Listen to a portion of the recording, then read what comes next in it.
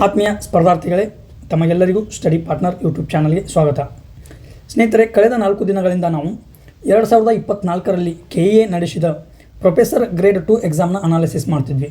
So ಇವತ್ತು ಅದರದೇ ಮುಂದುವರೆದ ಭಾಗವಾಗಿ ಮುಂದಿನ ಪ್ರಶ್ನೆಗಳನ್ನು ನೋಡೋಣ. ಸೊ ಹಾಗಾದರೆ ಇವತ್ತಿನ ಮೊದಲ ಪ್ರಶ್ನೆ 76ನೇ ಪ್ರಶ್ನೆ ಹೀಗಿದೆ: ಮೋಟಾರು ವಾಹನಗಳಿಗೆ ಅಳವಡಿಸಲಾದ ವೇಗವರ್ಧಕ ಪರಿವರ್ತಕಗಳು ವಿಷಕಾರಿ ಅನಿಲಗಳ ಹೊರಸೂಸುವಿಕೆಯನ್ನು ಕಡಿಮೆಗೊಳಿಸುತ್ತವೆ. ಇದು ಹೇಳಿಕೆ 1. ಹೇಳಿಕೆ 2: ವೇಗವರ್ಧಕ ಪರಿವರ್ತಕಗಳನ್ನು ಅಳವಡಿಸಲಾದ ಮೋಟಾರು ವಾಹನಗಳಲ್ಲಿ ಸೀಸರಹಿತ ಅನ್ಲೇಡೆಡ್ ಅಂತ ಕರಿತೇವೆ, ಸೀಸರಹಿತ ಪೆಟ್ರೋಲನ್ನೇ ಉಪಯೋಗಿಸಬೇಕಾಗುತ್ತದೆ. ಸ್ನೇಹಿತರೆ, ಹೌದು, ಮೇಲಿನ 2 ಹೇಳಿಕೆಗಳು ಸರಿಯಾಗಿವೆ. ಸ್ನೇಹಿತರೆ, ಮೂಲತಃ ಈ BS6 ವಾಹನಗಳಲ್ಲಿ ಈ ಮೋಟಾರು ವಾಹನಗಳಿಂದ ಹೊರಸೂಸುವ ಈ ಮಾಲಿನ್ಯಕಾರಕಗಳನ್ನು ಕಡಿಮೆ ಮಾಡಲು ಕೆಟಾಲಿಟಿಕ್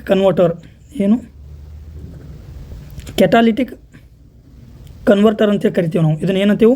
ಕೆಟಾಲಿಟಿಕ್ ಕನ್ವರ್ಟರ್ ಅಂದರೆ ವೇಗವರ್ಧಕ ಪರಿವರ್ತಕಗಳು. ಸಾಮಾನ್ಯವಾಗಿ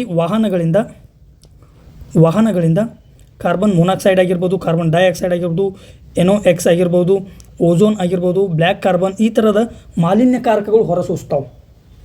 ಇದರಲ್ಲಿ ಕೆಲವು ಮಾಲಿನ್ಯಕಾರಕಗಳು ಹಾನಿಕಾರಕವಾಗಿವೆ.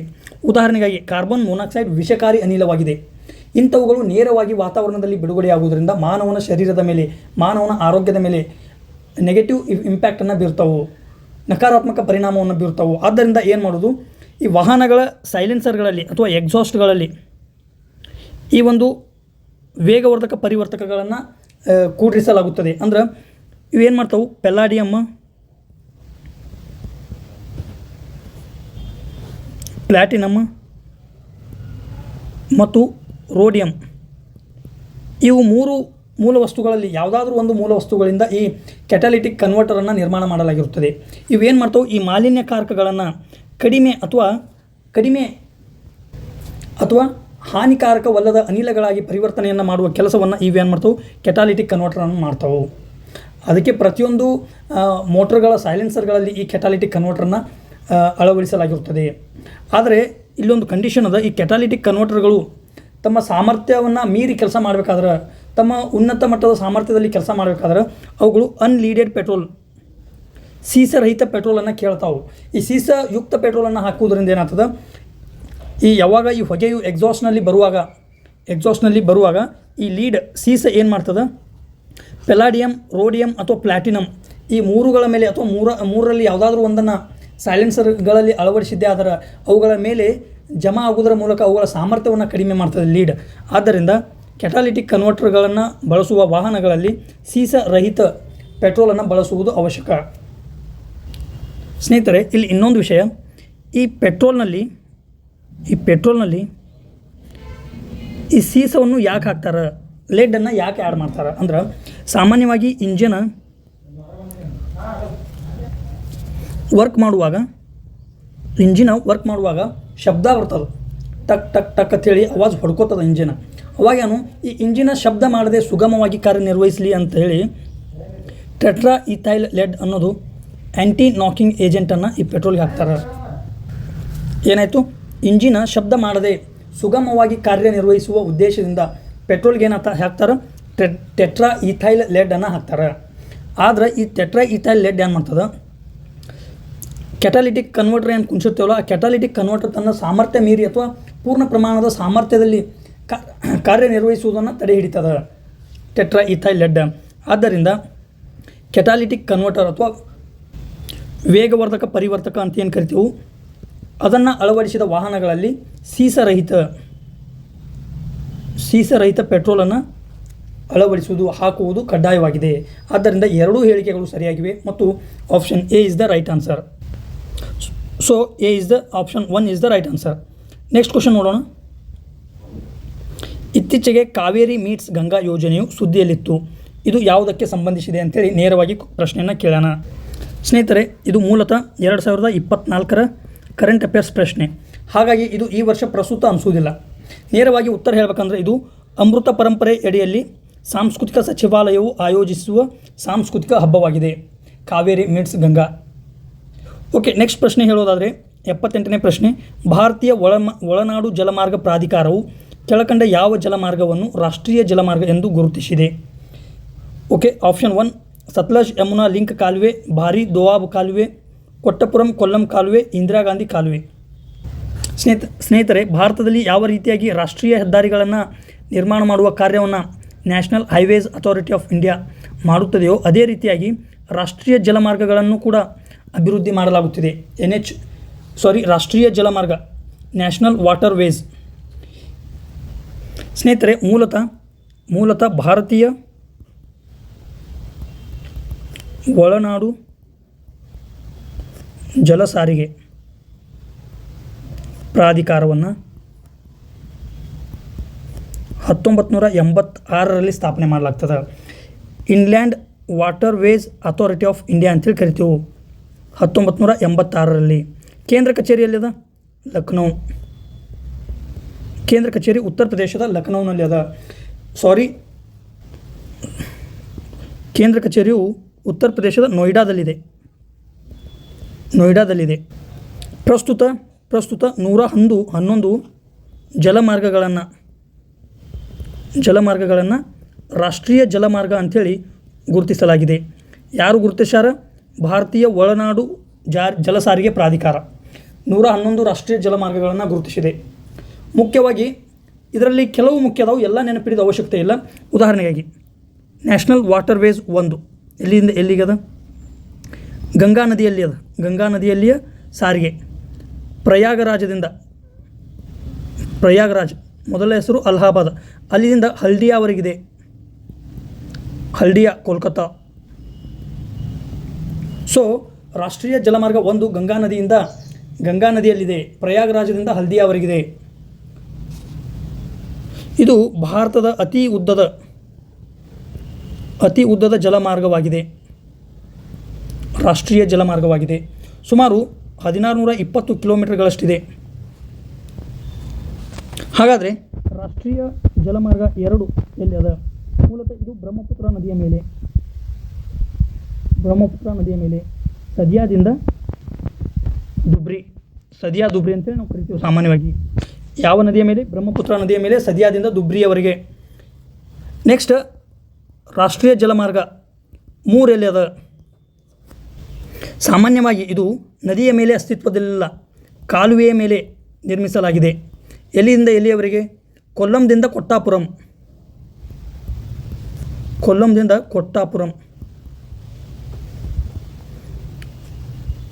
ಅಂದರೆ ಸಂಪೂರ್ಣವಾಗಿ ಇದು ಕೇರಳ ರಾಜ್ಯದಲ್ಲಿದೆ. ಸ್ನೇಹಿತರೆ, ನೀವು ಗಮನಿಸಬೇಕು, ಕೇರಳ ಯಾವುದಕ್ಕಾಗಿ ಫೇಮಸ್ ಅದಂದ್ರೆ ಬ್ಯಾಕ್ ವಾಟರ್ ಅಂದರೆ ಹಿನ್ನೀರು. ಸಮುದ್ರದ ನೀರು ಎಕ್ಸ್ಟ್ರಾ ಬ್ಯಾಕ್ ವಾಟರ್ಸ್ ಆಗಿ ಸ್ಟೋರ್ ಆಗ್ತದೆ. ಆ ಬ್ಯಾಕ್ ವಾಟರ್ಸ್ಗಳ ಮೂಲಕ ಒಂದು ಕಾಲುವೆ ಏನಲ್ಲ, ಆ ಕಾಲುವೆಯಲ್ಲಿ ಕೊಲ್ಲಂನಿಂದ ಕೊಟ್ಟಾಪುರಂವರೆಗೆ ರಾಷ್ಟ್ರೀಯ ಜಲಮಾರ್ಗ 3 ನಿರ್ಮಿತಗೊಂಡಿದೆ. ಹಾಗಾದರೆ ರಾಷ್ಟ್ರೀಯ ಜಲಮಾರ್ಗ 4 ಎಲ್ಲಿದೆ? ಇದು ರಾಷ್ಟ್ರೀಯ ಜಲಮಾರ್ಗ 3 ಪಶ್ಚಿಮ ಕರಾವಳಿಗಿದ್ದರೆ ಇದು ಪಶ್ಚಿಮ ಕರಾವಳಿ. 4ನೇ ಜಲಮಾರ್ಗ ರಾಷ್ಟ್ರೀಯ ಜಲಮಾರ್ಗ 4 ಪೂರ್ವ ಕರಾವಳಿ. ಅದರಲ್ಲೂ ಮುಖ್ಯವಾಗಿ ಆಂಧ್ರ ಪ್ರದೇಶದ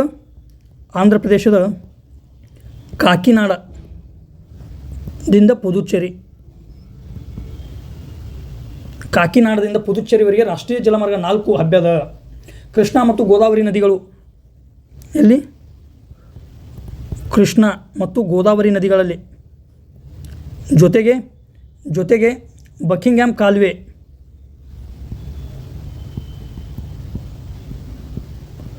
ಕಾಲುವೆಯಲ್ಲಿ ಈ ಒಂದು ರಾಷ್ಟ್ರೀಯ ಜಲಮಾರ್ಗ 4 ಕಂಡುಬರ್ತದೆ. ಮೂಲತಃ ನೆನಪಿಡಬೇಕು, ರಾಷ್ಟ್ರೀಯ ಜಲಮಾರ್ಗ 4 ಅಂದರೆ ಕೃಷ್ಣಾ, ಗೋದಾವರಿ ಮತ್ತು ಬಕಿಂಗ್ಹ್ಯಾಮ್ ಕಾಲುವೆಗಳಲ್ಲಿ ಈ ಒಂದು ರೂಟ್ ಪಾಸ್ ಆಗ್ತದೆ. ಇದು ರಾಷ್ಟ್ರೀಯ ಜಲಮಾರ್ಗ 4 ಆಯಿತು.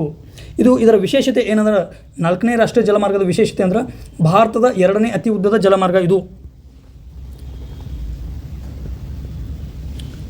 2ನೇ ಅತಿ ಉದ್ದದ ರಾಷ್ಟ್ರೀಯ ಜಲಮಾರ್ಗ ಯಾವುದಂದ್ರೆ ಅದು ಕಾಕಿನಾಡದಿಂದ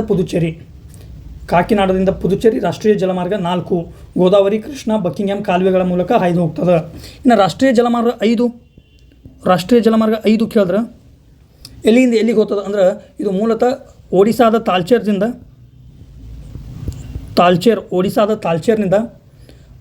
ಧಮ್ರಾವರೆಗೆ ರಾಷ್ಟ್ರೀಯ ಜಲಮಾರ್ಗ 5 ಗುರುತಿಸಲಾಗಿದೆ. ಇದು ಬ್ರಾಹ್ಮಣಿ ನದಿಯ ಮೂಲಕ ಹಾಯ್ದು ಹೋಗುತ್ತದೆ. ಯಾವುದು? ರಾಷ್ಟ್ರೀಯ ಜಲಮಾರ್ಗ 5 ತಾಲ್ಚೇರ್ದಿಂದ ಧಮ್ರಾ. ಹಾಗಾದರೆ ಸ್ನೇಹಿತರೆ, ತಾಲ್ಚೇರ್ ಯಾವುದಕ್ಕೆ ಫೇಮಸ್ ಅದ ಅನ್ನೋದನ್ನು ಕಮೆಂಟ್ ಮಾಡಿ ತಿಳಿಸ್ರಿ. ಯಾವ ಗಣಿಗಾರಿಕೆ ಇಲ್ಲಿ ನಡೀತದೆ, ಯಾವ ನಿಕ್ಷೇಪಗಳು ಇಲ್ಲಿ ತಾಲ್ಚೇರ್ದಲ್ಲಿ ಕಂಡು ಬರ್ತವೆ ಅನ್ನೋದನ್ನು ಕಮೆಂಟ್ ಮಾಡಿ ತಿಳಿಸ್ರಿ. ರಾಷ್ಟ್ರೀಯ ಜಲಮಾರ್ಗ 5 ಆಯಿತು. ರಾಷ್ಟ್ರೀಯ ಜಲಮಾರ್ಗ 6 ಏನು ಹೇಳ್ತದೆ? 6 ಮೂಲತಃ ಇದು ಈಶಾನ್ಯ ರಾಜ್ಯದಲ್ಲಿ ಕಂಡು ಬರ್ತದೆ. ಬರಾಕ್ ನದಿಯ ಮೇಲೆ, ಈಶಾನ್ಯ ರಾಜ್ಯದ ಬರಾಕ್ ನದಿಯ ಮೇಲೆ ಕಂಡುಬರುತ್ತದೆ. ಅಸ್ಸಾಂನ ಲಖೀಂಪುರದಿಂದ ಭಾಂಗಾದವರೆಗೆ ಈ ಒಂದು ರಾಷ್ಟ್ರೀಯ ಜಲಮಾರ್ಗ 6 ಹೋಗ್ತದೆ ಅಂತ ಹೇಳ್ಬೋದು. ಇದು ಭಾರತದಲ್ಲಿ 111 ರಾಷ್ಟ್ರೀಯ ಜಲಮಾರ್ಗಗಳ ಪೈಕಿ 6 ಮಹತ್ವದ ಜಲಮಾರ್ಗಗಳು ಅಂತ ಹೇಳ್ಬೋದು. ಯಾರು ಗುರುತಿಸ್ತಾರೆ? ಭಾರತೀಯ ಒಳನಾಡು ಜಲ ಸಾರಿಗೆ ಪ್ರಾಧಿಕಾರ. ಯಾವ ಕಾಯ್ದೆ ಅಡಿ ಮಾಡ್ತಾರ ಅಂತ ಕೇಳ್ತಾರೆ. ಅವಾಗ ಯಾವ ಕಾಯ್ದೆ ಅಂದರೆ ರಾಷ್ಟ್ರೀಯ ಜಲಮಾರ್ಗಗಳ ಕಾಯ್ದೆ 2016, ರಾಷ್ಟ್ರೀಯ ಜಲಮಾರ್ಗಗಳ ಕಾಯ್ದೆ 2016. ಈ ಕಾಯ್ದೆ ಅಡಿ ಭಾರತದಲ್ಲಿಯ ಜಲ ಸಾರಿಗೆಯನ್ನು ರಾಷ್ಟ್ರೀಯ ಜಲಮಾರ್ಗ ಅಂತೇಳಿ ಗುರುತಿಸುವ ಅಧಿಕಾರ ಯಾರಿಗದ ಅಂದ್ರೆ National Inland Waterways Authority. Okay, ಇದಷ್ಟು 3ನೇ ಪ್ರಶ್ನೆ ಸ್ನೇಹಿತರೆ. ಸೊ ಈಗ ನೆಕ್ಸ್ಟ್ ಪ್ರಶ್ನೆಗೆ ಹೋಗೋಣ ಸ್ನೇಹಿತರೆ. ಈ 78ನೇ ಪ್ರಶ್ನೆ ಉತ್ತರವನ್ನು ನೋಡೋಣ. ಸತ್ಲಜ್ ಯಮುನಾ ಲಿಂಕ್ ಕಾಲುವೆ ಯಾವುದೇ ರಾಷ್ಟ್ರೀಯ ಜಲಮಾರ್ಗವನ್ನು ಘೋಷಣೆ ಮಾಡಿಲ್ಲ. ಬಾರಿ ದೋಆಬ್ ಇಲ್ಲ. ಇಂದಿರಾ ಗಾಂಧಿ ಕಾಲುವೆಯನ್ನು ಕೇವಲ ಕೃಷಿಗಾಗಿ ಬಳಕೆ ಮಾಡಲಾಗ್ತದೆ. ಆದ್ದರಿಂದ ಕೊಟ್ಟಂ ಮತ್ತು ಕೊಲ್ಲಂ ಎಷ್ಟನೇದು? ನ್ಯಾಷನಲ್ ವಾಟರ್ವೇಸ್ ನಂಬರ್ 3 ರಾಷ್ಟ್ರೀಯ ಜಲಮಾರ್ಗ 3. ಇದನ್ನು ಕೊಟ್ಟಂದಿಂದ ಕೊಲ್ಲಂ ಎಲ್ಲಿ ಕೇರಳ ರಾಜ್ಯದಲ್ಲಿದೆ. ಇದೊಂದು ಕಾಲುವೆ ಮೂಲಕ ಹಾಯ್ದು ಹೋಗುವ ಒಂದು ಜಲಮಾರ್ಗ ಅಂತೇಳಿ ನೋಡಿದೆವು. ಈಗ ಇದಷ್ಟು 78ನೇ ಪ್ರಶ್ನೆ. ಸೊ ನೆಕ್ಸ್ಟ್ ಕ್ವಶನ್, ಈ ಕೆಳಕಂಡ ಯಾವ ಹೇಳಿಕೆ ಸರಿಯಲ್ಲ? ಕ್ಯಾಟಾಬೆಟಿಕ್ ಒಂದು ಪರ್ವತದ ಮಾರುತ, ಅನಾಬೆಟಿಕ್ ಒಂದು ಕಣಿವೆಯ ಮಾರುತ, ಮಿಸ್ಟ್ರಾಲ್ ಒಂದು ಬೆಚ್ಚಗಿನ ಮಾರುತ, ಚಿನುಕ್ ಒಂದು ಬೆಚ್ಚಗಿನ ಮಾರುತ. ಸ್ನೇಹಿತರೆ, ವಿಶ್ವಾದ್ಯಂತ ವಿವಿಧ ತರಹದ ಮಾರುತಗಳದಾವೆ. Hot winds, cold winds, anabatic, katabatic, land breeze ಅಂದ್ರೆ ಭೂಗಾಳಿ, ಸಮುದ್ರ ಗಾಳಿ, ಈ ಥರ ಹಲವು ವಿಧದ ಗಾಳಿಗಳದಾವೆ. ಕೆಲವೊಂದು ಶಾಶ್ವತ ಅದಾವು, ಕೆಲವೊಂದು ಸೀಸನಲ್ ಅದಾವು, ಋತುಕಾಲಿಕವಾಗಿ ಮರಳ್ತಾವು. ಉದಾಹರಣೆಗಾಗಿ ಮಾನ್ಸೂನ್. ಕೆಲವೊಂದು ದಿನನಿತ್ಯವೇ ಬದಲಾಗ್ತಾವು. ಈ ರೀತಿಯಾಗಿ ವಿವಿಧ ಗಾಳಿಗಳು ಅಥವಾ ವಿವಿಧ ಮಾರುತಗಳ ಪ್ರಕಾರ ಅದಾವು. ಇಲ್ಲಿ ಏನು ಕೇಳ್ಯಾನ? ಕ್ಯಾಟಾಬೆಟಿಕ್, ಅನಾಬೆಟಿಕ್, ಚಿನುಕ ಮತ್ತು ಮಿಸ್ಟ್ರಾಲ್ ಅಂತ ಕೇಳ್ಯಾನ. ಇದು ಯಾವುದು, ಏನೇನು ಹೇಳ್ತದೆ ಅನ್ನೋದನ್ನು ವಿವರವಾಗಿ ನೋಡೋಣ ಸ್ನೇಹಿತರೆ. ಮೂಲತಃ ಇದು ಪರ್ವತಗಳ ಭಾಗ. ಇದು ಪರ್ವತ ಸ್ನೇಹಿತರೆ. ಮೂಲತಃ ರಾತ್ರಿಯ ಸಮಯದಲ್ಲಿ ಈ ಪರ್ವತದ ಮೇಲ್ಭಾಗವು ಬೇಗನೆ ತಂಪಾಗ್ತದೆ. ರಾತ್ರಿಯ ಸಮಯದಲ್ಲಿ ಪರ್ವತದ ಮೇಲ್ಭಾಗ ಬೇಗನೆ ತಂಪಾಗೋದ್ರಿಂದ ಏನಾಗ್ತದೆ? ಈ ಒಂದು ವಾಯುರಾಶಿ ಏನಾಗ್ತದೆ? ಭಾರವಾಗ್ತದೆ. ಇಲ್ಲಿ ಗಮನ ಇರಲಿ, ತಂಪಾದ ವಾಯುರಾಶಿಯು ಭಾರವಾಗಿರ್ತದೆ, ಉಷ್ಣ ವಾಯುರಾಶಿಯು ಹಗುರಾಗಿರುತ್ತದೆ. ಈ ತಂಪಾದ ವಾಯುರಾಶಿಯು ಭಾರವಾಗುವುದರಿಂದ ಇದೇನು ಮಾಡ್ತದೆ? ಪರ್ವತದ ಮೇಲ್ಭಾಗದಿಂದ ಇಳಿಜಾರಿನ ಮೂಲಕ ಏನಾಗ್ತದೆ? ಈ ಕಣಿವೆಯ ಕಡೆಗೆ ಬರ್ತದೆ. ತಿಳಿತು? ರಾತ್ರಿಯ ಸಮಯದಲ್ಲಿ ಪರ್ವತದ ಮೇಲ್ಭಾಗದಲ್ಲಿಯ ವಾಯುರಾಶಿಯು ಬೇಗನೆ ತಂಪಾಗುತ್ತದೆ. ಆದ ಕಾರಣ ಆ ವಾಯುರಾಶಿಯು ಭಾರವಾಗುವ ಮೂಲಕ ಪರ್ವತದ ಇಳಿಜಾರಿನ ಮೂಲಕ ಏನು ಮಾಡ್ತದೆ? ಕಣಿವೆಯ ಕಡೆಗೆ ಬರುತ್ತದೆ. ಇದಕ್ಕೆ ಏನಂತ ಕರಿತೀವಿ? ಇದು ಕ್ಯಾಟಾಬೆಟಿಕ್ ವಿಂಡ್. ಕ್ಯಾಟಾಬೆಟಿಕ್ ಮಾರುತಗಳು. ಕನ್ನಡದಲ್ಲೂ ಕ್ಯಾಟಾಬೆಟಿಕ್ ಹೇಳ್ತೇವೆ ನಾವು, ಅಥವಾ ಪರ್ವತ ಗಾಳಿ ಅನ್ಬೋದು ನಾವು. ಪರ್ವತ ಗಾಳಿ, ಯಾಕಂದರೆ ಪರ್ವತದ ಮೇಲ್ಭಾಗದಿಂದ ಕಣಿವೆಯ ಕಡೆಗೆ ಸ್ಥಳಾಂತರವಾಗ್ತಾವೆ, ಅದರಿಂದ ಇದನ್ನು ಪರ್ವತ ಗಾಳಿ ಅಂತೇಳಿ ಕರಿತೀವಿ. ಇದರ ವಿರುದ್ಧವಾಗಿ ಏನಾಗ್ತದೆ? ಹಗಲಿನ ವೇಳೆಯಲ್ಲಿ ಕಣಿವೆಯ ಭಾಗವು ಬೇಗನೆ ಬಿಸಿಯಾಗುತ್ತದೆ. ಯಾವಾಗ? ಇದು ಸೂರ್ಯ. ಹಗಲಿನ ಅವಧಿಯಲ್ಲಿ ಕಣಿವೆಯಲ್ಲಿಯ ಈ ವಾಯುರಾಶಿಯು ಬೇಗನೆ ಬೆಚ್ಚಗಾಗುತ್ತದೆ, ಬೇಗನೆ ಬಿಸಿಯಾಗುತ್ತದೆ. ಆಗ ಆ ಗಾಳಿ ಏನಾಗ್ತದೆ? ಹಗುರಾಗ್ತದೆ. ಈಗ ಸೂರ್ಯನ ಕಿರಣಗಳು ಈ ವಾಯುರಾಶಿಯ ಮೇಲೆ ಬಿದ್ದಾಗ ಇವೇನಾಗ್ತವೆ? ಬಿಸಿ ಆಗ್ತಾವೆ. ನಮ್ಮ ಸಾಮಾನ್ಯವಾಗಿ ಗೊತ್ತಾ ಸರ್, ಇಲ್ಲಿಯೂ ಇದು ಆಗಲ್ಲ, ಬಿಸಿ ಆಗಲ್ಲ ಅಂತ ಕೇಳ್ಬೋದು. ಎತ್ತರಕ್ಕೆ ಹೋದಂತೆ ಏನಾಗ್ತದೆ? ಟೆಂಪ್ರೇಚರ್ ಏನಾಗ್ತದೆ? ಕಡಿಮೆ ಆಗ್ತದೆ. ಎತ್ತರಕ್ಕೆ ಹೋದಂತೆ ಉಷ್ಣತಾಮಾನ ಕಡಿಮೆ ಆಗ್ತದೆ. ಕಣಿವೆಯಲ್ಲಿ ಅಧಿಕ ಟೆಂಪ್ರೇಚರ್ ಇರ್ತದೆ, ಪರ್ವತದ ತುದಿಯಲ್ಲಿ ಎತ್ತರದ ಭಾಗದಲ್ಲಿ ಉಷ್ಣತಾಮಾನ ಏನಾಗ್ತದೆ? ಕಡಿಮೆ ಇರ್ತದೆ. ಆದ್ದರಿಂದ ಮನಸ್ಸಿಗೆ ಉಲ್ಲಾಸ ಎನಿಸುವಂತೆ ನೋಡಿಕೊಳ್ಳಲು ಅಥವಾ ಮನಸ್ಸಿಗೆ ಉಲ್ಲಾಸ ಆಲಿ ಅಂತೇಳಿ ನಾವು ಯಾವತ್ತು ಪರ್ವತದ ಮೇಲ್ಭಾಗದಲ್ಲಿ ಟ್ರೆಕ್ಕಿಂಗ್ ಹೋಗ್ತೇವೆ ನಾವು. ತಂಪು ವಾತಾವರಣ ಇರ್ತದೆ, ಥಂಡ ಗಾಳಿ ಇರ್ತದೆ ಅಲ್ಲಿ. ಅದಕ್ಕೆ ಇಲ್ಲಿ ಹಗಲಿನ ಅವಧಿಯಲ್ಲಿ ವಾಯು ರಾಶಿಯ ಮೇಲೆ ಬಿಸಿಲು ಬಿದ್ದಾಗ ಏನಾಗ್ತದೆ? ಆ ವಾಯುರಾಶಿ ಬೆಚ್ಚಗಾಗ್ತದೆ. ಬೆಚ್ಚಗಾತಂದ್ರೆ ಹಗುರವಾಗುತ್ತದೆ. ಹಗುರಗಣ ಏನಂತ ಇದು ಈ ಪರ್ವತದ ಮೇಲ್ಭಾಗದ ಕಡೆಗೆ ಚಲಿಸ್ತದೆ, ಪರ್ವತದ ಮೇಲ್ಭಾಗಗಳ ಕಡೆಗೆ ಚಲಿಸ್ತದೆ. ಇದನ್ನೇ ಏನಂತೀವಿ ನಾವು ಕಣಿವೆ ಗಾಳಿ ಅಥವಾ ಅನಾಬೆಟಿಕ್ ವಿಂಡ್, ಅನಾಬೆಟಿಕ್ ಮಾರುತಗಳು ಅಂಥೇಳಿ ಕರಿತೇವೆ. ಸ್ನೇಹಿತರೆ, ಈಗ ತಿಳಿತ ಅನ್ನಿಸ್ತದೆ.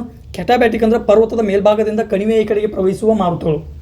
ಅನಾಬ್ಯಾಟಿಕ್ ಅಂದರೆ ಕಣಿವೆಯ ಭಾಗದಲ್ಲಿರುವ ವಾಯುರಾಶಿಯು ಪರ್ವತದ ಅಂಚಿನಿಂದ ಪರ್ವತದ ತುದಿಯ ಕಡೆಗೆ ಚಲಿಸುವಂಥ ಮಾರುತಗಳು. ಇದು ಅನಾಬ್ಯಾಟಿಕ್.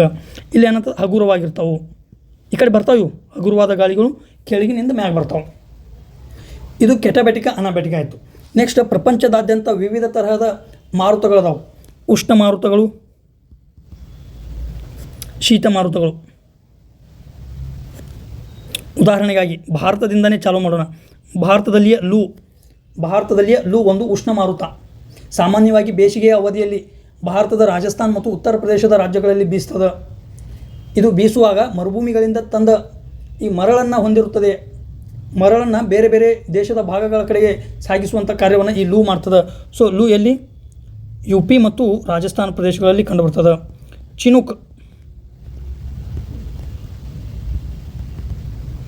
ಚಿನುಕ್ ಎಲ್ಲಿ ಮೂಲತಃ ಇದು ಉತ್ತರ ಅಮೇರಿಕಾ. ಚಿನುಕ್ ಮೂಲತಃ ಒಂದು ಉಷ್ಣ ಮಾರುತ ಉತ್ತರ ಅಮೇರಿಕಾ ಖಂಡದಲ್ಲಿ ಕಂಡುಬರುತ್ತದೆ. ವಿಶೇಷವಾಗಿ ಈ ಕೆನಡಾ ಮತ್ತು ಈ USA ಭಾಗಗಳಲ್ಲಿ ಈ ಚಿನುಕ್ ಬೀಸ್ತದೆ. ಈ ಚಿನುಕನ್ನು ಏನೆಂದು ಕರೆಯಲಾಗುತ್ತದೆ ಅಂದ್ರೆ ಹಿಮಭಕ್ಷಕ ಅಂತೇಳಿ ಕರೆಯಲಾಗ್ತದೆ. ಚಿನುಕನ್ನು ಸಾಮಾನ್ಯವಾಗಿ ಕೇಳ್ಬೋದು, ಹಿಮಭಕ್ಷಕ ಎಂದು ಯಾವ ಮಾರುತವನ್ನು ಕರೆಯಲಾಗುತ್ತದೆ? ಚಿನುಕ್ ಎಂಬ ಉಷ್ಣ ಮಾರುತ ಉತ್ತರ ಅಮೇರಿಕಾದ ರಾಕಿ ಪರ್ವತಗಳಲ್ಲಿ ಇದು ಸಾಮಾನ್ಯವಾಗಿ ಕಂಡುಬರ್ತದೆ. ಎಲ್ಲಿ ರಾಕಿ ಪರ್ವತ ಶ್ರೇಣಿ ಅಲ್ಲಿ ಈ ಚಿನುಕ್ ಅನ್ನೋದು ಕಂಡುಬರ್ತದೆ. Next, phone. ಏನು ಇದು ಫೋನ್ ಇದು ಕೂಡ ಒಂದು ಉಷ್ಣ ಮಾರುತ. ಮೂಲತಃ ಸ್ವಿಟ್ಜರ್ಲ್ಯಾಂಡಿನ ಆಲ್ಪ್ ಪರ್ವತಗಳ ಭಾಗದಲ್ಲಿ ಕಂಡುಬರ್ತದೆ. ಸ್ವಿಟ್ಜರ್ಲ್ಯಾಂಡಿನ ಆಲ್ಪ್ ಪರ್ವತ ಶ್ರೇಣಿಗಳ ಭಾಗಗಳಲ್ಲಿ ಬೀಸುವಂಥ ಇದೊಂದು ಉಷ್ಣ ಮಾರುತ. ಈ ಒಂದು ಎದಕ್ಕೆ ಹೆಲ್ಪ್ ಆಗ್ತದೆ ಅಂದರೆ ಈ ಫೋನ್ ಅನ್ನೋ ಮಾರುತ ಆ ಪ್ರದೇಶದಲ್ಲಿ ಈ ಮೆಡಿಟೇರಿಯನ್ ಕ್ಲೈಮೇಟ್ ಇರುವುದರಿಂದ ಸಿಟ್ರಸ್ ಫ್ರೂಟ್ ಹುಳಿ ಹಣ್ಣುಗಳ ಒಂದು ಕೃಷಿಯನ್ನು ಮಾಡಲಾಗುತ್ತದೆ ಅಂತ ಓದ್ತೇವೆ. ಅಲ್ಲಿಯ ದ್ರಾಕ್ಷಿ ಹಣ್ಣಾಗಲು ಈ ಫೋನನ್ನು ಮಾರುತಗಳು ಸಹಾಯ ಮಾಡ್ತಾವೆ. ನೆಕ್ಸ್ಟ್, ಸಿರೊಕ್ಕೋ ಎಲ್ಲಿ ಬೀಸ್ತದೆ ಅಂದರೆ ಮೂಲತಃ ಸಹಾರಾ ಮರುಭೂಮಿ ಆಫ್ರಿಕಾದ ಉತ್ತರ ಭಾಗದಲ್ಲಿ ಬರುತ್ತಿದ್ದು 11 ರಾಷ್ಟ್ರಗಳಲ್ಲಿ ಹರಡಿದೆ. ಈ ಒಂದು ಸಹಾರಾ ಮರುಭೂಮಿಯಲ್ಲಿ ಸಿರೊಕ್ಕೋ ಬೀಸ್ತದೆ. ಈ ಒಂದು ಮಾರುತ ಏನು ಮಾಡ್ತದೆ, ಈ ಗಾಳಿಯು ಬರುವಾಗ ಸಹಾರಾ ಮರುಭೂಮಿಯಿಂದ ಕೆಂಪು ಮರಳನ್ನು ಹೊತ್ತು ತರ್ತದೆ. ಜೊತೆಗೆ ನೀರಿನ ತೇವಾಂಶವನ್ನು ತರ್ತದೆ.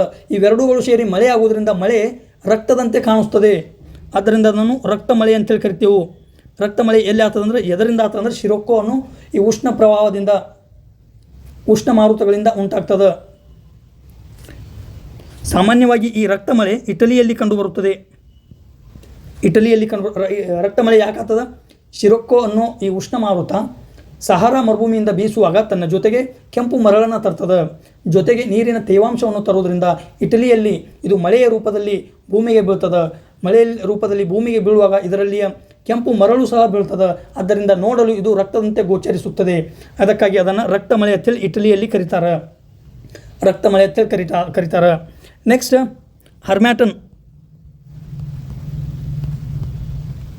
ಹರ್ಮ್ಯಾಟನ್ ಕೂಡ ಒಂದು ಉಷ್ಣ ಮಾರುತ. ಇದು ಕೂಡ ಪಶ್ಚಿಮ ಆಫ್ರಿಕಾದ ಕರಾವಳಿಯಲ್ಲಿ ಬೀಸ್ತದೆ. ಇದರ ವಿಶೇಷತೆ ಏನಂದ್ರೆ ಇದನ್ನು ಡಾಕ್ಟರ್ ವಿಂಡ್ ಅಂತೇಳಿ ಕರೀತಾರೆ.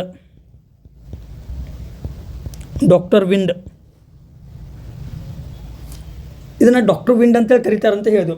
ಯಾಕೆ ಕರೀತಾರಂದ್ರೆ ಇದು ಈ ಪಶ್ಚಿಮ ಆಫ್ರಿಕಾದ ಕರಾವಳಿಯಲ್ಲಿ ಬೀಸುವಾಗ ತೇವಾಂಶ ಭರಿತ ಮತ್ತು ರೋಗಗ್ರಸ್ತ ಹವಾಮಾನವನ್ನು ಒಣಗಿಸಿ ಜನರಿಗೆ ಆರಾಮವನ್ನು ನೀಡುತ್ತದೆ. ಇದು ಹರ್ಮ್ಯಾಟನ್ ಮಾರುತ. ಆದ್ದರಿಂದ ಇದನ್ನು ಡಾಕ್ಟರ್ ವಿಂಡ್ ಅಂತೇಳಿ ಕರಿತೇವೆ. ಇದಷ್ಟು ಉಷ್ಣ ಮಾರುತಗಳು ಯಾವ್ಯಾವ ನೋಡಿದೆವು? ಉಷ್ಣ ಮಾರುತಗಳು ಚಿನುಕ್ ನೋಡಿದೆವು, ಉತ್ತರ ಅಮೆರಿಕಾದ ರಾಕಿ ಪರ್ವತದಲ್ಲಿ ಬೀಸ್ತದೆ. ಫೋನ್ ನೋಡಿದೆವು, ಫೋನಲ್ಲಿ ಸ್ವಿಟ್ಜರ್ಲ್ಯಾಂಡಿನ ಆಲ್ಪ್ ಭಾಗದಲ್ಲಿ ಬೀಸ್ತದೆ.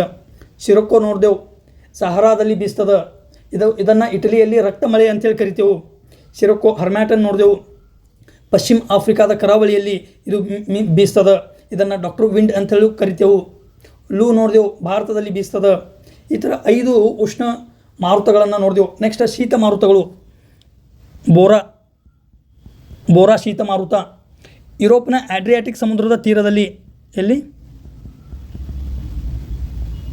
ಆಡ್ರಿಯಾಟಿಕ್ ಸಮುದ್ರ ತೀರದಲ್ಲಿ ಬೀಸ್ತದ, ಇದೊಂದು ಶೀತ ಒಂದು ಮಾರುತ. ನೆಕ್ಸ್ಟ್ ಪಂಪೆರೋ ಮೂಲತಃ ಇದು ಅರ್ಜೆಂಟೀನಾದಲ್ಲಿ ಬೀಸ್ತದ. ಪಂಪೆರೋದಿಂದ ನೆನಪಿಡಬಹುದು ಪಂಪಾಸ್ ಹುಲ್ಲುಗಾವಲು ಎಲ್ಲಿದೆ, ಪಂಪಾಸ್ ಹುಲ್ಲುಗಾವಲು ಅರ್ಜೆಂಟೀನಾದಲ್ಲಿ ಅದಂಥೇಳಿ ಹಿಂದಿನ ವಿಡಿಯೋದಲ್ಲಿ ನೋಡ್ಯೋ ನಾವು. ಆ ಪಂಪಾಸ್ ಹುಲ್ಲುಗಾವಲು ಪ್ರದೇಶದಲ್ಲಿ ಈ ಪಂಪೆರೋ ಅನ್ನೋ ಒಂದು ಶೀತ ಮಾರುತ ಬೀಸ್ತದ. ಬ್ಲಿಝಾರ್ಡ್